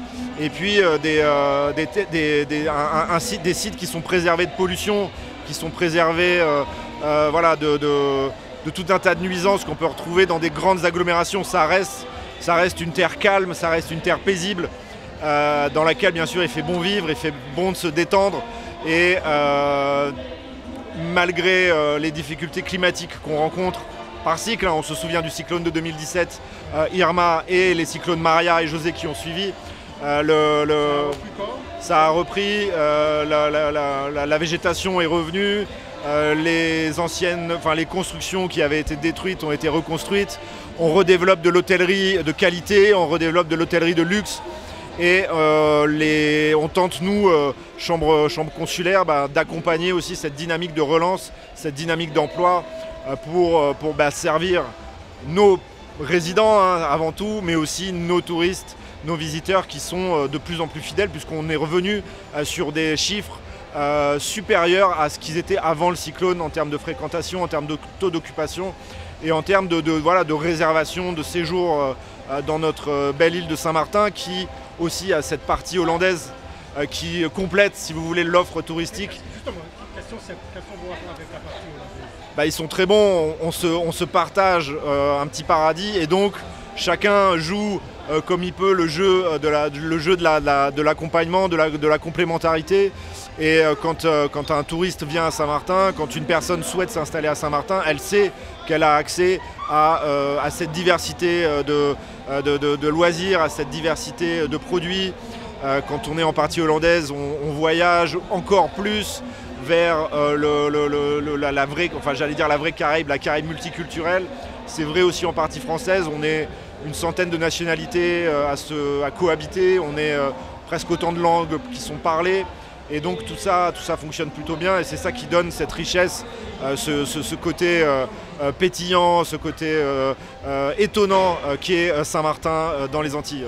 Je vous écoute parler, ça fait un petit moment, j'ai l'impression qu'il fait bon vivre à Saint-Martin. Pourquoi pas un petit bout de créole? Alors désolé. Je peux dire en créole, quand même. Ça fait 20 ans moi, que je vis à Saint-Martin. Et je parle.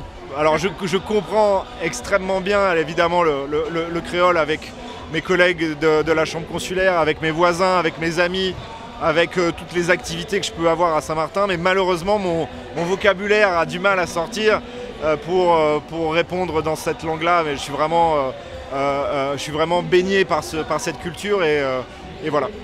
Pour nos amis téléspectateurs, s'il y avait un souhait, ce serait lequel pour vous pour cette année 2024 Alors 2024, c'est vraiment, je le disais, une année de confirmation, de reprise sur tous les indicateurs économiques et environnementaux aussi. Je parlais il y a peu de pollution chez nous.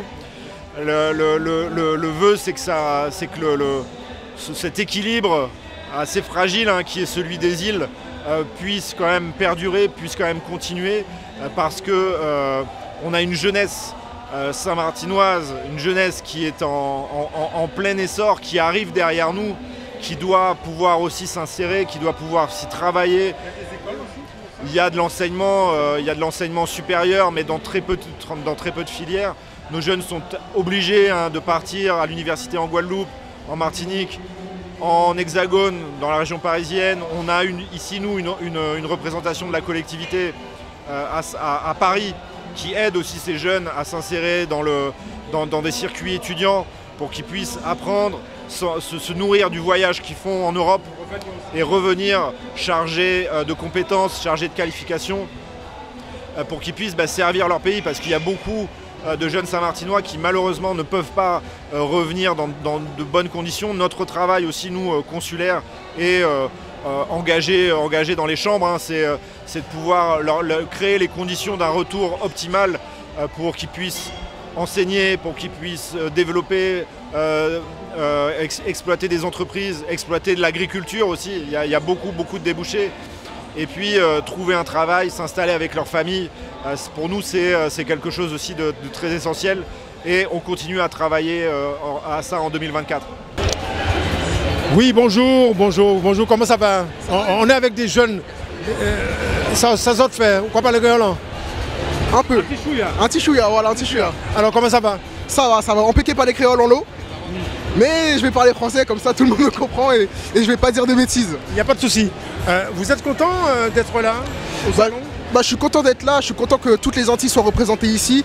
Ça donne de la force, on aime bien voir nos produits, notre culture, nos aliments ici, nos épices, nos glaces, nos sorbets. En fait, tout le travail qu'on fait là-bas dans nos îles. Et franchement, c'est un pur plaisir qui, moi, ça fait longtemps que j'ai pas été aux Antilles. Et je vois ça et ça me fait revenir aux sources un peu. Voilà. Qu'est-ce que vous pensez des difficultés que nos agriculteurs rencontrent aussi bien en France hexagonale, aux Antilles, dans les Outre-mer? Non, je pense qu'il y a un manque de reconnaissance. Premièrement, il y a un manque de reconnaissance de l'État, de nos gouvernements. Maintenant, les agriculteurs, ils doivent être accompagnés, ils doivent avoir des subventions. On sait que c'est compliqué de travailler déjà dans des chaleurs compliquées, surtout avec le scandale du chlordécone. Je tiens à dire qu'il y a quelques jours, l'État a reconnu sa responsabilité dans ce scandale d'État. Il y a eu un non-lieu. Il y a eu un non-lieu par la justice, mais l'État a quand même reconnu sa responsabilité dans l'usage massif du chlordécone. Maintenant, c'est une première avancée et j'espère qu'un pourvoi sera fait en appel pour remettre en cause cette question sur le chlordécone. Parce que beaucoup de nos familles ont eu des cancers de la prostate et tout. Et nos députés sont mobilisés aussi à l'Assemblée nationale pour véhiculer ce message et cette lutte-là. Voilà. Il y a des gens qui disent que les jeunes ne sont pas informés, mais je vois que vous êtes vraiment informés par le problème concernant le chlordécone et la situation des agriculteurs et marins-pêcheurs là-bas. Franchement, chapeau, la jeunesse. S'il y avait un message, ce serait lequel pour vous à faire passer? Ça serait: les Antillais, ne lâchez rien. Oui. Ne lâchez jamais la lutte, n'abandonnez pas. Un jour, ça sera nous et seulement nous. Voilà. Vous avez envie d'être agriculteur? C'est pas... Parce que avant, on disait que faire de l'agriculture, c'est pas très valorisant maintenant. Est-ce qu'il y a une prise de conscience au niveau des jeunes? Non, je pense qu'aujourd'hui, surtout avec les agriculteurs en Hexagone et aux Antilles qui se mobilisent depuis quelques mois, on voit qu'il y a une réelle mise en perspective, une mise en lumière en fait des problèmes et des conditions de travail des agriculteurs. Et je pense que ça peut véhiculer des vocations. Maintenant, il faut que les agriculteurs soient payés dignement et vivent dignement de leur travail, que ce soit aux Antilles comme en Hexagone. Ok. Alors, merci. Et puis, un petit bonjour à la jeunesse, à la Guadeloupe, la Martinique, etc. Un bonjour à toute la famille, un bonjour à toute la famille Nisus aux Antilles, aux Abîmes, à Pointe-Noire et à Sainte-Rose. Et un bisou à tous les Antillais qui m'écoutent aujourd'hui. On est avec vous et on lâche pas. Kimbé fort. Kimbé, merci. Merci beaucoup. Bonjour. Bonjour, enchanté. Présentez-vous. Je suis Christophe Dagalier, je suis le fondateur de Mérinos France. Et c'est notre première participation au Salon de l'Agriculture. Voilà, il y a eu pas mal de mouvements concernant les agriculteurs. Vous en pensez quoi? Votre ressenti? Je comprends très bien leur colère. Moi j'étais vraiment aux premières loges. On était à 20 mètres du côté insurrectionnel. Moi je comprends la colère. Je comprends le fait que aujourd'hui un agriculteur, un éleveur ait besoin de gagner sa croûte, qu'il ait besoin d'exploiter son agriculture avec moins de normes et avec plus de débouchés. Et aujourd'hui, il est un peu coincé entre des prix qui sont vraiment compressés par les gens qui lui achètent les produits et des normes qui sont trop exigeantes. Je comprends. Vous pensez qu'il y a eu des avancées concernant le gouvernement par rapport aux agriculteurs? Oui, je pense qu'il y a eu beaucoup. Je pense que le gouvernement a beaucoup lâché. Alors évidemment, celle qui en fait les frais, c'est l'écologie, je pense. Donc, pourquoi vous n'êtes pas d'accord avec l'écologie? Vous savez très bien qu'il ne faut pas trop manger de la viande, c'est ce qu'ils disent. Hein. Et puis il faut minimiser tout ce qui concerne viande, etc. Pour le réchauffement climatique. Ma grand-mère disait qu'il fallait varier ses poisons. Donc je pense qu'un peu de viande de temps en temps, ça ne fait pas de mal. Bien au contraire. Si elle est de bonne qualité, il n'y a aucun problème. Je pense qu'on a besoin d'une vie équilibrée. On est des omnivores. Donc manger des fruits, des légumes, de la viande de manière raisonnable. Si elle est de bonne qualité, je pense que c'est très bien pour l'équilibre. Voilà. Je pense que vous connaissez aussi les Outre-mer parce qu'ils rencontrent les mêmes difficultés concernant l'agriculture et la pêche. Qu'est-ce que vous avez à leur dire? En fait, les Outre-mer, c'est des territoires qui sont exceptionnels. Moi-même, j'ai vécu 5 ans à Madagascar. J'allais très souvent, notamment à l'île de la Réunion. Donc vous avez la chance d'avoir un contexte géographique vraiment qui vous porte. Et c'est vrai que les activités de pêche sont pour moi fondamentales, mais je ne suis pas suffisamment connaisseur des Antilles pour vous dire comment les difficultés de la pêche en particulier. Le mouvement va continuer concernant les agriculteurs en France?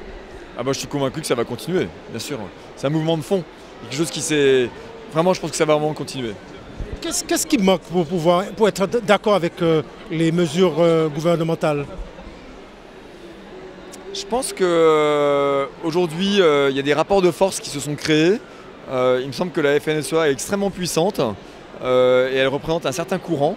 Et je pense qu'il y a beaucoup d'agriculteurs et d'éleveurs qui ne se sentent pas forcément dans cette mouvance d'hyperpuissance de la FNSEA. Donc je pense que le gouvernement aurait intérêt peut-être à écouter les petites revendications des gens qui manifestent leur mécontentement de manière peut-être plus discrète, plus indépendante, parce qu'il y a des choses à aller chercher dans ces revendications.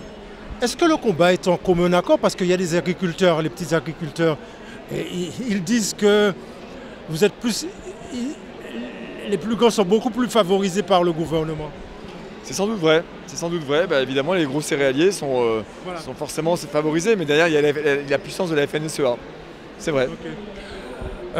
S'il y avait un souhait, ce serait lequel pour vous, pour les agriculteurs? S'il y avait un souhait, je pense que ce serait que les agriculteurs puissent vivre avec dignité de leur métier et de les aider à faire des produits de qualité et de les aider à travailler leur marché et à discuter avec dignité avec les acheteurs de leurs produits. Merci beaucoup. Merci. Quel est votre ressenti concernant les agriculteurs? Écoutez, je partage totalement leur requête. J'ai un grand respect pour eux, c'est un travail très difficile. Ce sont des gens qui travaillent énormément et qui ne sont pas forcément récompensés du fruit de leur travail. Je pense qu'aujourd'hui, on est dans un tournant. J'ai un énorme soutien pour eux et je pense qu'ils ne sont pas respectés à la hauteur de leur engagement auprès du peuple français. Voilà. Est-ce que vous achetez français, que des produits français? Oui et non, je ne suis pas forcément le bon consommateur français. Je pense que notre modèle de consommation doit être repensé. Et je pense qu'il y a des acteurs français qui doivent se mobiliser pour qu'on puisse consommer mieux, consommer français et justement mieux valoriser le savoir-faire des agriculteurs français. Je pense que c'est le rôle des grandes multinationales que de se positionner sur le sujet. Vous avez eu l'occasion de les rencontrer là, pendant le salon, les agriculteurs, parler avec eux? Oui et non, alors nous on est vraiment venus pour profiter du salon. On a discuté avec certains, c'est très difficile pour eux. En fait ils sont dans une position très dure, mais en tout cas, de mon point de vue, ils ont vraiment le... Comment dire, de mon point de vue, ils ont énormément mon respect comme tous, mais le fruit de leur travail n'est pas justement récompensé, c'est tout ce que j'ai à dire. Vous pensez que le gouvernement, il y a une vraie politique de développement pour les agriculteurs, des aides, tout ça? Qu'est-ce que vous en pensez? On parle franchement. Hein. Non mais c'est un vrai sujet. Alors, je suis plus ou moins d'accord avec vous. En fait, aujourd'hui, je pense que le pays est dans un phénomène où il doit se spécialiser dans certaines choses. Comment dire? Il y a des mesures à l'export qui permettent au gouvernement français de favoriser l'export sur des produits français. Et en même temps, on doit, en contrepartie, ouvrir les vannes sur des produits qui doivent être importés sur le marché français. Donc, c'est à boire et à manger. J'ai pas les connaissances, je maîtrise pas le sujet, mais je pense que le gouvernement a les clés et doit y répondre. Voilà. On est dans le salon, il y a le côté outre-mer. Qu'est-ce que vous en pensez? Parce que le petit punch, ça y va. Hein. Ah, les petits punchs, ça y va les petits punchs. Les petits punchs sont très bons, on est là, on est présent. Un petit beau. Et je veux représenter parce que c'est très très bon. C'est très très bon. Ça... T'as été dans les Outre-mer ou pas, toi? Pas beaucoup, mais là on s'y retrouve. On est dans les Outre-mer. Ils sont là. Là on est bien. Ça représente et on aime qu'ils représentent. Et on est là pour eux, on est là et on consomme en fait, parce qu'on adore, on adore ce qu'ils présentent. Avec modération. Et on est à Paris, mais on a voyagé. En une après-midi, on a voyagé et on est très content d'être là. La Nouvelle-Calédonie, je pense que c'est à peu près le même état d'esprit que chez vous, là aux Antilles. C'est un beau pays.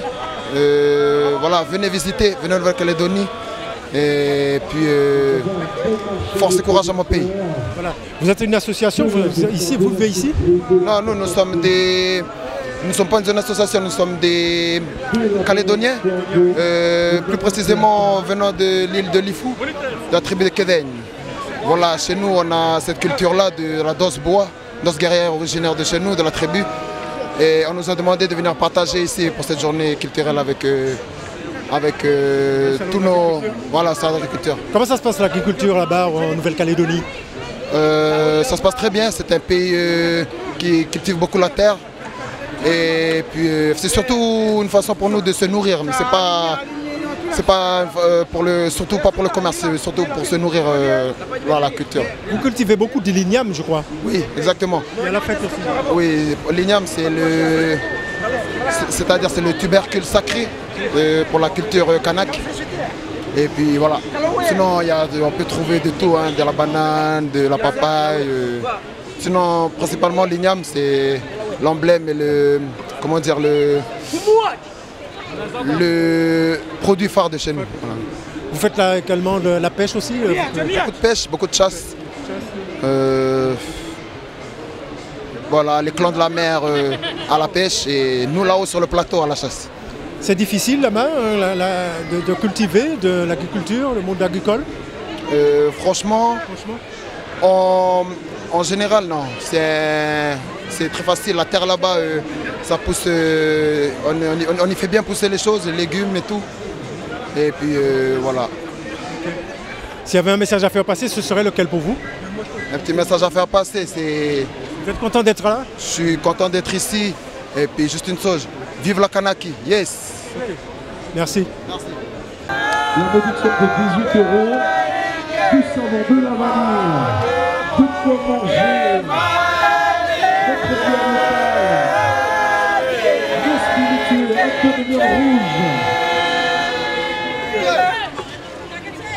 Et nous sommes avec Jean-Bernard Maratia est élu à la région Réunion, délégué aux affaires agricoles. Et agriculteur, producteur de canne et fruits de la passion. Parle-nous un petit peu de la Réunion. La Réunion est une île où l'agriculture, la canne à sucre est pivot de l'agriculture réunionnaise. Et la diversification, elle est là. On est en autosuffisance en fruits de saison et 75%. Et à 75%. Et sinon, ben, là aujourd'hui, toute cette semaine, là, à la foire agricole, on a nos exposants. On a obtenu des médailles mieux que l'année dernière, plus de médailles d'or et c'est formidable. Et voir nos agriculteurs arriver ici à Paris et voir notre production d'année en année et obtenir des médailles, c'est formidable. Ça veut dire que La Réunion a un savoir-faire et j'espère que ça va continuer. C'est bon, le monde agricole, je trouve, dans un état un peu catastrophique en ce moment, national comme à l'outre-mer. Mais j'ai pris de tout mon cœur que tout ça change et que La Réunion et toutes les DOM avancent d'un même pas. Des difficultés à La Réunion, il y a beaucoup. C'est vrai, il n'y a pas le même, c'est pas la même situation qu'au niveau national. Et on n'a pas de suicide pour l'instant. Et j'espère que ça ne va pas arriver. Mais il y a des difficultés. Et on rencontre les mêmes difficultés au niveau des intrants. On a un gros problème de main-d'œuvre à La Réunion. Et on n'arrive plus à trouver de la main-d'œuvre. Et ben, les exploitations, avec le manque de produits phyto, de désherbages chimiques, et ben, les agriculteurs se retrouvent en difficulté. Et perte de récolte, perte d'argent. Vous faites du bio? Et oui, il n'y a pas encore la canne bio à La Réunion, il y a des projets. Il y a quelques petites parcelles canne bio. Mais sinon, au niveau maraîchage et des fruits, il y a beaucoup de producteurs bio. Et très compliqué, hein. Le gros problème, c'est la main-d'œuvre. Les jeunes, ben, ça ne les intéresse plus de partir vers le monde agricole. Vous avez les Comores, vous avez Mayotte qui est juste à côté. Comment vous fonctionnez avec les Comores et Mayotte et l'île Maurice? L'île Maurice, on n'a pas de souci avec l'île Maurice parce qu'on n'a pas de souci. On n'a pas des migrants mauriciens qui viennent à La Réunion. Et là, en ce moment, il y a beaucoup de Mayotte et des Comoriens qui rentrent, mais c'est des gens, ben, c'est un peu compliqué de le faire travailler. Mais sinon, on aimerait bien avoir de la main-d'œuvre étrangère, mais c'est pas encore entré dans le MERS à La Réunion et les autres DOM, je ne sais pas comment ça fonctionne. Mais on est obligé de partir vers la mécanisation, la plantation mécanique, la deuxième base mécanique. Et on commence à s'adapter en petit matériel. Mais espérons que l'État nous donne. J'allais vous poser la question, parce que comme il y a des difficultés, est-ce que l'État vous aide? Est-ce que la région vous aide? Ben, l'État nous a mis, c'est une mesure qui a été mise juste après la Covid, en petit matériel. Moi-même, personnellement, j'ai eu la chance d'avoir cette aide-là. Mais cette aide était lancée en ligne. Et là, si tu n'as pas des personnes capables de maîtriser le net, eh ben, tu es foutu. J'ai réussi à avoir un mini tracteur. Et là, je suis en train de m'équiper en petits outils pour pouvoir désherber, faire la désherbage mécanique dans mes cannes. Un fruit qu'on aime beaucoup de La Réunion, c'est le litchi. Ah, le litchi, oui. Et l'année 2003, c'était un peu catastrophique parce que le froid n'était pas présent et la récolte n'était pas trop intéressante. Mais espérons que cette année, avec le cyclone, ça apporte de mauvaises choses. Mais aussi... Comment ça s'est passé par rapport au cyclone? Il y a eu beaucoup de dégâts? Ben, il y avait beaucoup de dégâts. Les litchis, par exemple, les pieds de litchi ont été cassés. Et ben, souvent, c'est une bonne chose pour l'année qui arrive parce que ça va repartir. Mais par contre, la canne, elle était très abîmée. Et aussi, les champs, le foncier a été emporté. Et les ravines est sorti de leur lit. Et ben, il fait qu'il y a eu beaucoup de dégâts au niveau perte foncière. Et pour l'instant, les routes, les chemins d'exploitation n'ont pas été encore réparés. La campagne sucrière va démarrer dans 3 mois et demi. Et il faudra que l'État met le moyen pour que les collectivités arrivent à réparer ces chemins pour que les canniers, surtout, ils arrivent à couper les cannes et emmener à l'usine. Les là, on ne parle pas les créoles. Créole, un petit bout de créole réunionnais. Les là. Nous les là, La Réunion les là. Et ben camarade de la Réunion a apporté beaucoup de médailles pour ce salon 2024 et j'espère que l'année prochaine ça va être encore meilleur encore et que les DOM surtout toute l'outre-mer ben, nous arrivent à faire entendre à nous et que le gouvernement y mette encore plus pour que les territoires et départements d'outre-mer y avancent d'un même pas. Merci beaucoup. Merci. Bonjour, les Léla. Les Léla, non, nous Léla. La Réunion Léla. Est-ce que vous pouvez nous parler de votre stand? Oui, bien sûr. Nous, on propose des épices de l'île de la Réunion. Plus principalement notre produit phare, le massalé, qui est un mélange d'épices, de 5 épices. Vous avez de la coriandre, du cumin, du fenugrec, des graines de moutarde et des feuilles de caloupilé qui sont torréfiées, mélangées et écrasées sur pierre. L'entreprise s'appelle le Trésor des Engagés. Les engagés. Alors, vous êtes à combien? Aujourd'hui, sur le salon, on était à 3. On était à 3, c'est une entreprise familiale. Moi, mon père et ma maman. Voilà. Je vois qu'il y a aussi du monde. Vous expliquez comment ça se passe, que les gens sont satisfaits, les visiteurs? C'est notre 3e édition, nous. On a une clientèle fidèle qui revient. Notre stock pour eux sont prêts. Et on a une nouvelle clientèle et une nouvelle clientèle professionnelle aussi qui veut distribuer notre produit sur la métropole. Vous faites des produits également dans des bocaux? Oui, vous pouvez nous dire de petits mots? Le massalé aussi, on le met toujours, pas seulement en sachet, on le met aussi en bocaux pour le transport, pour la conservation, c'est un peu mieux. Voilà. Et les gens sont satisfaits de vos produits? Oui, tout à fait.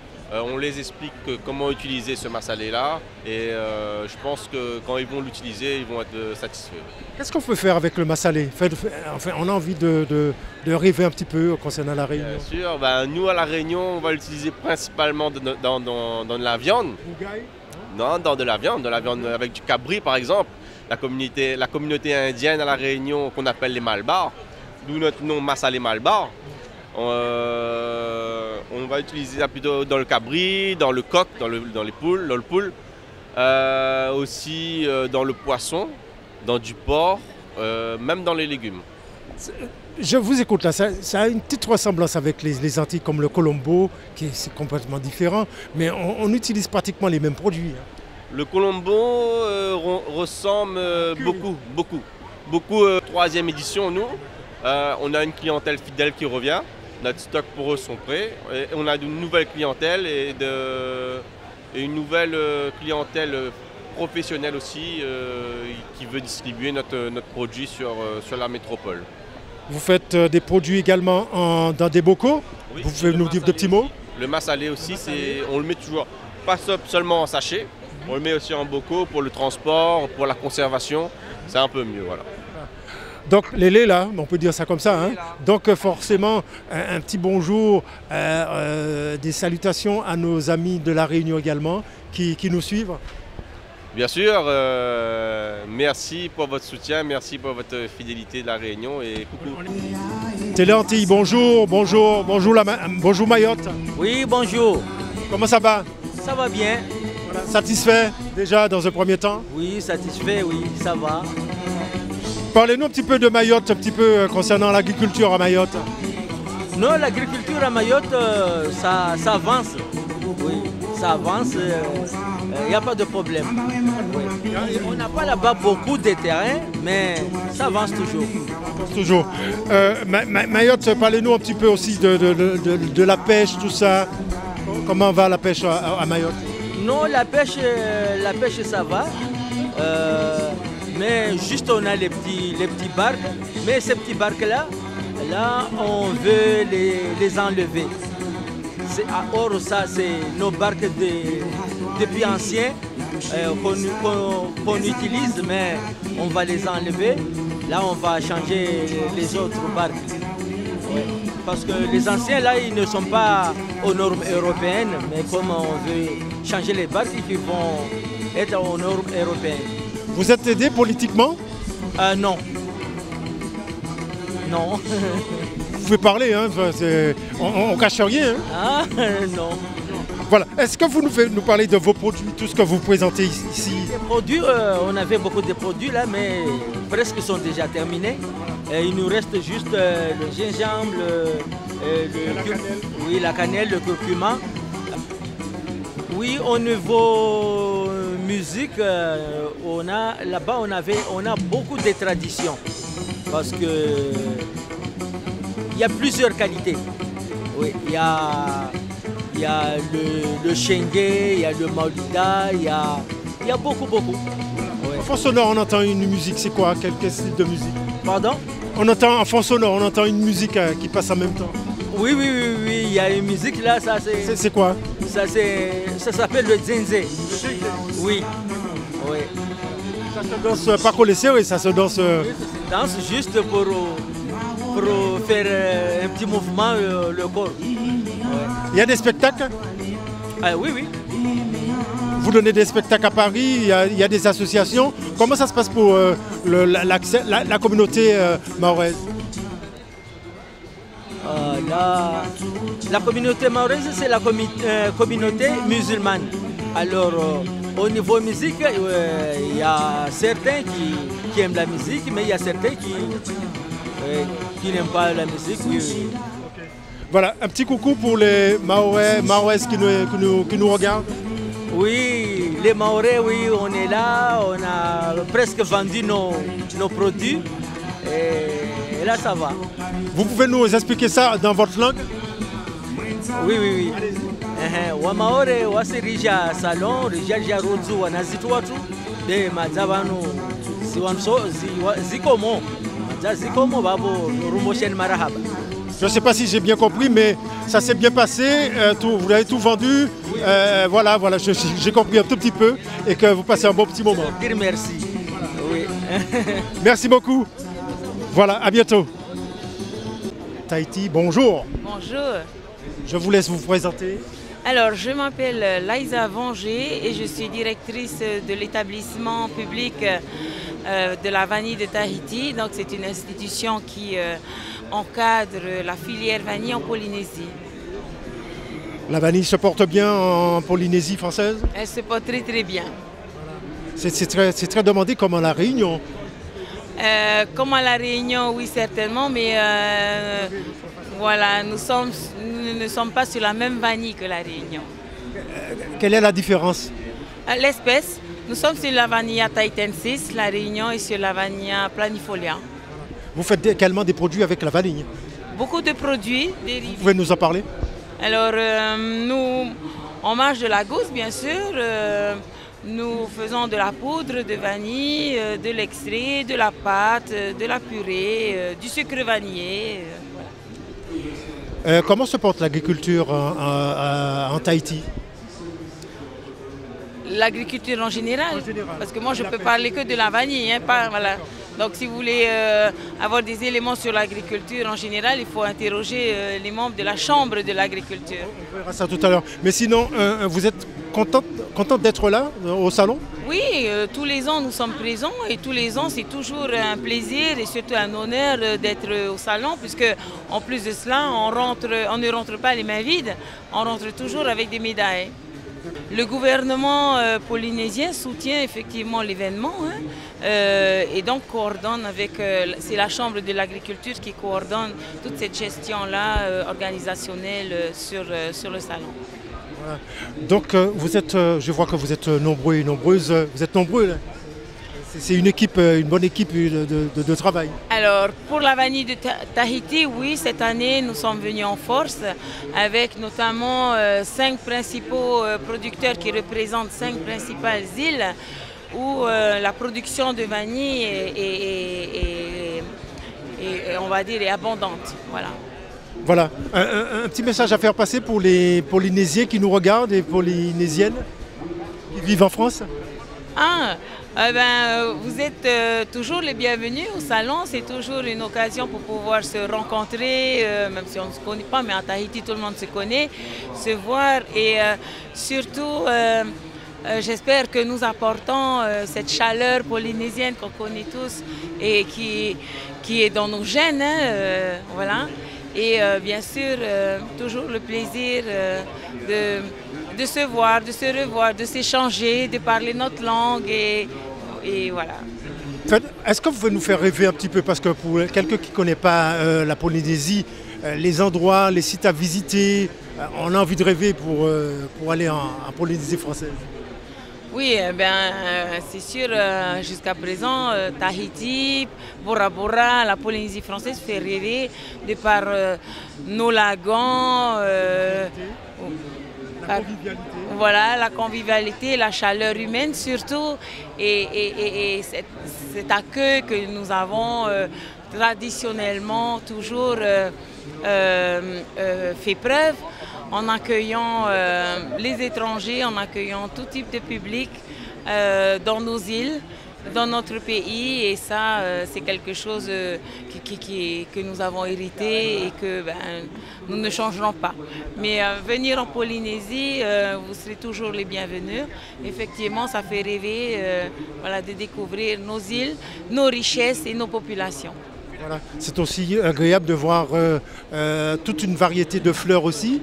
Voilà, les fleurs font toujours plaisir, sentent toujours bon, sont toujours belles, quelle que soit la variété. Donc ça reflète effectivement l'image du Polynésien. Le tatouage aussi. Le tatouage, les saveurs, la vanille, et voilà, toutes ces richesses. Merci beaucoup et puis bonne continuation. Merci, bonne journée. Bonjour, comment on fait? Bonjour. Ça va, et toi? Ouais, ça va très très bien. Voilà, satisfait? Très satisfait, et puis heureux de te rencontrer surtout. Tu peux nous dire deux petits mots concernant ce salon et sur de l'agriculture? Eh bien oui, j'ai beaucoup apprécié ce salon et j'ai particulièrement celui-là, parce que je suis venu à beaucoup de salons depuis qu'ils existent. Mais celui-là, j'ai trouvé particulièrement bien parce que l'endroit où il est installé au 5-2, c'est idéal. Parce qu'on peut y avoir accès direct par la rampe de l'escalier mécanique. Et les gens sont mis à l'aise et les stands sont bien répartis. Donc moi j'ai beaucoup apprécié ce salon, son organisation, également tout ce qui s'est passé au niveau des médaillés, parce que les Antilles ont eu beaucoup de médailles, énormément de médailles, tant sur les ponches, les confitures, et donc c'est une belle chose. C'est un beau salon et de grandes perspectives pour les Antilles. Tu travailles, tu es youtubeur aussi, tu as ta chaîne, est-ce que tu peux nous dire un petit peu plus?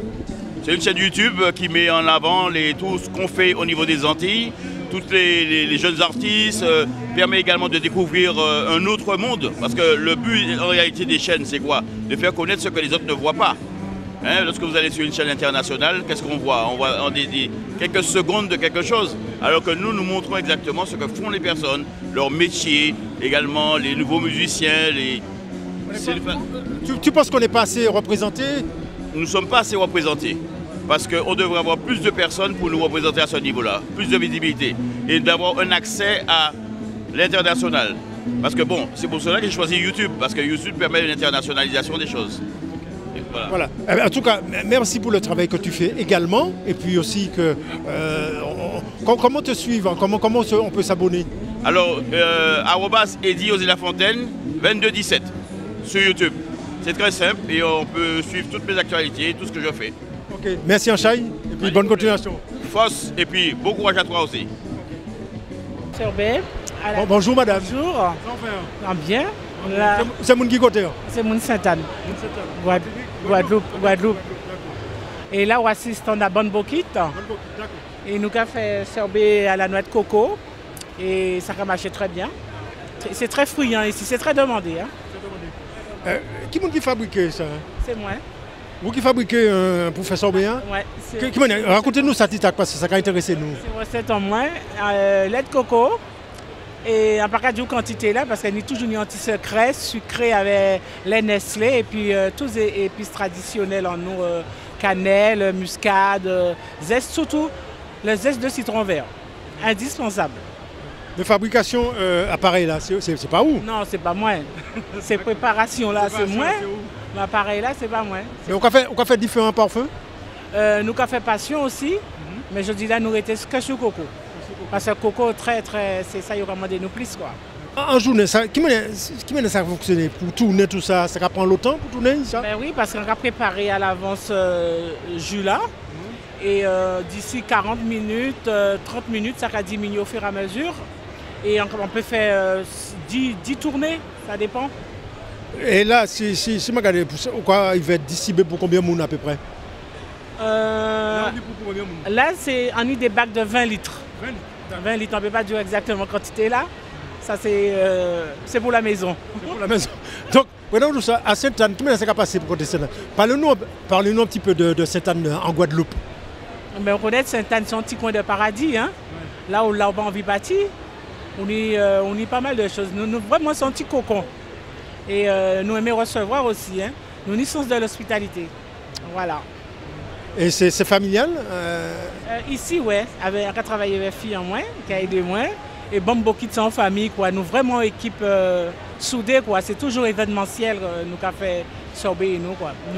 Une chose que j'ai remarqué, les gens, ils aiment bien les bokits. Pourquoi? Mais moi, je pense que ils disent que c'est vraiment traditionnel, c'est Guadeloupe. Et ils ont aimé manger plein la fruits comme ça et garniture là parce qu'ils sont très généreux à l'intérieur. Consistant, pain, c'est qui ça? C'est qui fait ça fait et puis qui farine? Alors, bokit là, c'est en farine, mais bon bokit ni recette ailleurs. Il y a fait pain là le matin, il y a fait patayo, et ensuite il y a fruits, son pain frit. Et garniture là, c'est à la demande, mais il est très généreux, il est très bien garni. Les gens qui disent qu'il y a fait et puis fruits à pain, tout ça. Mais ça, il y a comment dire. Et ici, nous avons fait aussi green. Red aussi, ça veut dire que nous avons fait épinards et poivrons à différentes couleurs. Non, mais nous avons évolué. Mais une base là, toujours même là. Et bon, il y a toute qualité de condiments comme ça, non? Ah ouais, mais on a une sauce incontournable, la sauce chien là, pimentée. Et chef là fait une sauce aussi, sauce bombe. Ça c'est secret. Non, c'est bambokit. Ah, bambokit, ok. C'est bambokit. D'accord. Et vous êtes basé ici, à combien de côté? Des restaurants, il y en a dans le 19e. Et il y en a à Charenton. Voilà, et ça a fonctionné très bien, on continue. Et nous toujours aimé recevoir et transmettre. Antillais qui a venu tout ça, à part des Antillais, ni maman de l'Hexagone qui a venu aux autres? Nous avons beaucoup de gens parce que nous avons fait des événements aussi ailleurs que Paris, en Picardie, à Marseille, nous avons voyagé en lot. Et nous avons vraiment une clientèle très fidèle parce que nous sommes très suivis sur les réseaux sociaux. Voilà. C'est mon peut commander tout ça, puis on venir, on commander, ou on peut appeler les autres. Parce que nous avons service Uber aussi, on peut commander. On peut commander, même là on travailler, on peut commander, nous pouvons livrer. Voilà. Et nous pouvons livrer aussi en dehors, nous avons des secteurs, chaque semaine nous avons des secteurs de livraison.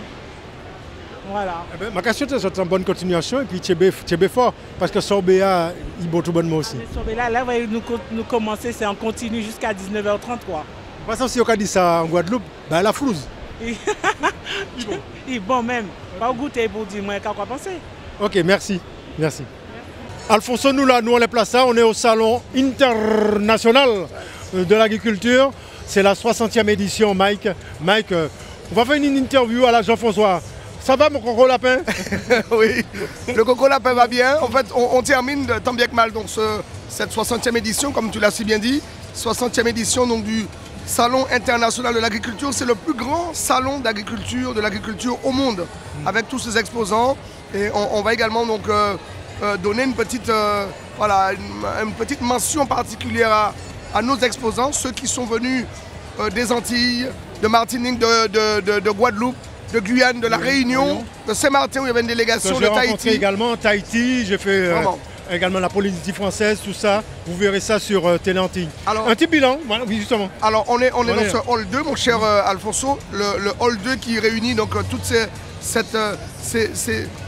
outre-mer, on va le dire, donc ce qui fait aussi la fierté de la France, n'ayons pas peur de le dire. Et puis on sait que ce salon a été particulièrement entaché par ces problèmes, ces mouvements sociaux que connaissent malheureusement donc, ces agriculteurs, ce secteur qui est, alors on ne va pas dire en berne, mais en mal de reconnaissance d'une part, parce que les agriculteurs, ce sont ceux qui nourrissent la France. Justement, et on a besoin d'eux.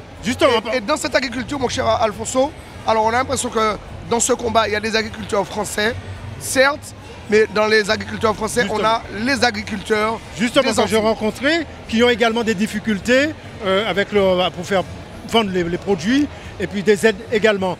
Ça se ressemble un petit peu. Alors c'est vrai, alors les produits, on le sait, hein, on a beaucoup de terrain en Martinique, notamment parce que j'étais sur le comité martiniquais du tourisme. Alors je connais un petit peu mieux ce problème lié à la Martinique, mais il est omniprésent hein, sur tous les départements. Nos agriculteurs souffrent. On a des terrains qui sont jachères, qui pourraient être plantés. On a des jeunes agriculteurs qui veulent s'implanter, qui veulent s'insérer dans ce milieu de l'agriculture. Et en plus, j'ai envie de le dire, pour être agriculteur aujourd'hui, voilà, c'est l'amour de la terre. On ne gagne pas beaucoup d'argent, on ne se fait pas des millions. Mais voilà, il y a des gens qui sont passionnés et il faut leur donner la possibilité donc, de travailler, donc de venir vers cette terre, vers ces terres qui sont jachères. On n'en fait rien et pourtant, on pourrait faire plein de choses. Voilà, c'est valable aussi pour la pêche aussi également. Mais par contre, j'ai remarqué que tu fais un petit peu de la pédagogie parce que je t'ai vu en exercice de faire des jeux sur la Martinique. Et puis, tu es très attaché à ta ville, qui est de Sainte-Marie. Mon parent, ou pas arrêter de parler de Dombolo. Hein. Non, mais c'est vrai. Alors, non, je parle de Sainte-Marie, mais Alfonso, on va parler du carbet aussi parce que je le dis. Alors, je profite pour saluer tous les carbéciens, mais le carbet, c'est là. Alors, d'abord, il y a un rhum d'appellation d'origine contrôlée. Sans faire de pub, donc c'est les rhums Nesson. Je profite pour saluer madame. Bali, qui est toujours voilà, contrôlé, Bali aussi. Mais les rhums Nesson, alors le rhum Nesson, c'est le seul rhum AOC, appellation d'origine contrôlée, qui propose sur la Martinique un rhum bio. C'est le seul. Voilà. Bilan positif. Bilan, voilà, puisqu'on est à la fin. Bilan extrêmement positif. Vraiment, on a passé une très très belle édition. Donc durant une petite semaine, hein, donc du 24 février au 3 mars, on y était. Je remercie également le comité martiniquais du tourisme et toute sa délégation, Micheline, Laurie, François, Pascal et les autres membres de cette délégation de Paris, parce qu'on a le CMT à Paris, hein, on le rappelle. Beau vecteur, beau représentant de la Martinique et remercier donc la présidente, Madame Bénédicte Di Geronimo, qui était également avec nous la semaine dernière sur le salon. Belle édition, très très belle édition 2024, 60e. Où on a, je pense, battu les records. On attendait 600 000 personnes cette année, mais je pense que, alors, je n'ai pas les chiffres officiels, mais si on m'annonce 700 000, je ne serais pas étonné. Déjà, il y a eu énormément de monde ce week-end. C'est la fin. En tout cas, Mike, on te retrouve également sur Espace FM et tu es animateur, présentateur également à Téléantilles. C'est toujours un plaisir de discuter et converser avec toi et d'échanger. Et c'est ça, Téléantilles. C'est l'esprit Téléantilles, c'est la convivialité, le partage, et puis nous toujours là, et puis c'est Maman est là. Et quand on nous a dit, Alfonso nous là épisode, Téléantilles nous là épisode. Merci Anchaï, et puis à très bientôt. Merci à vous. Merci.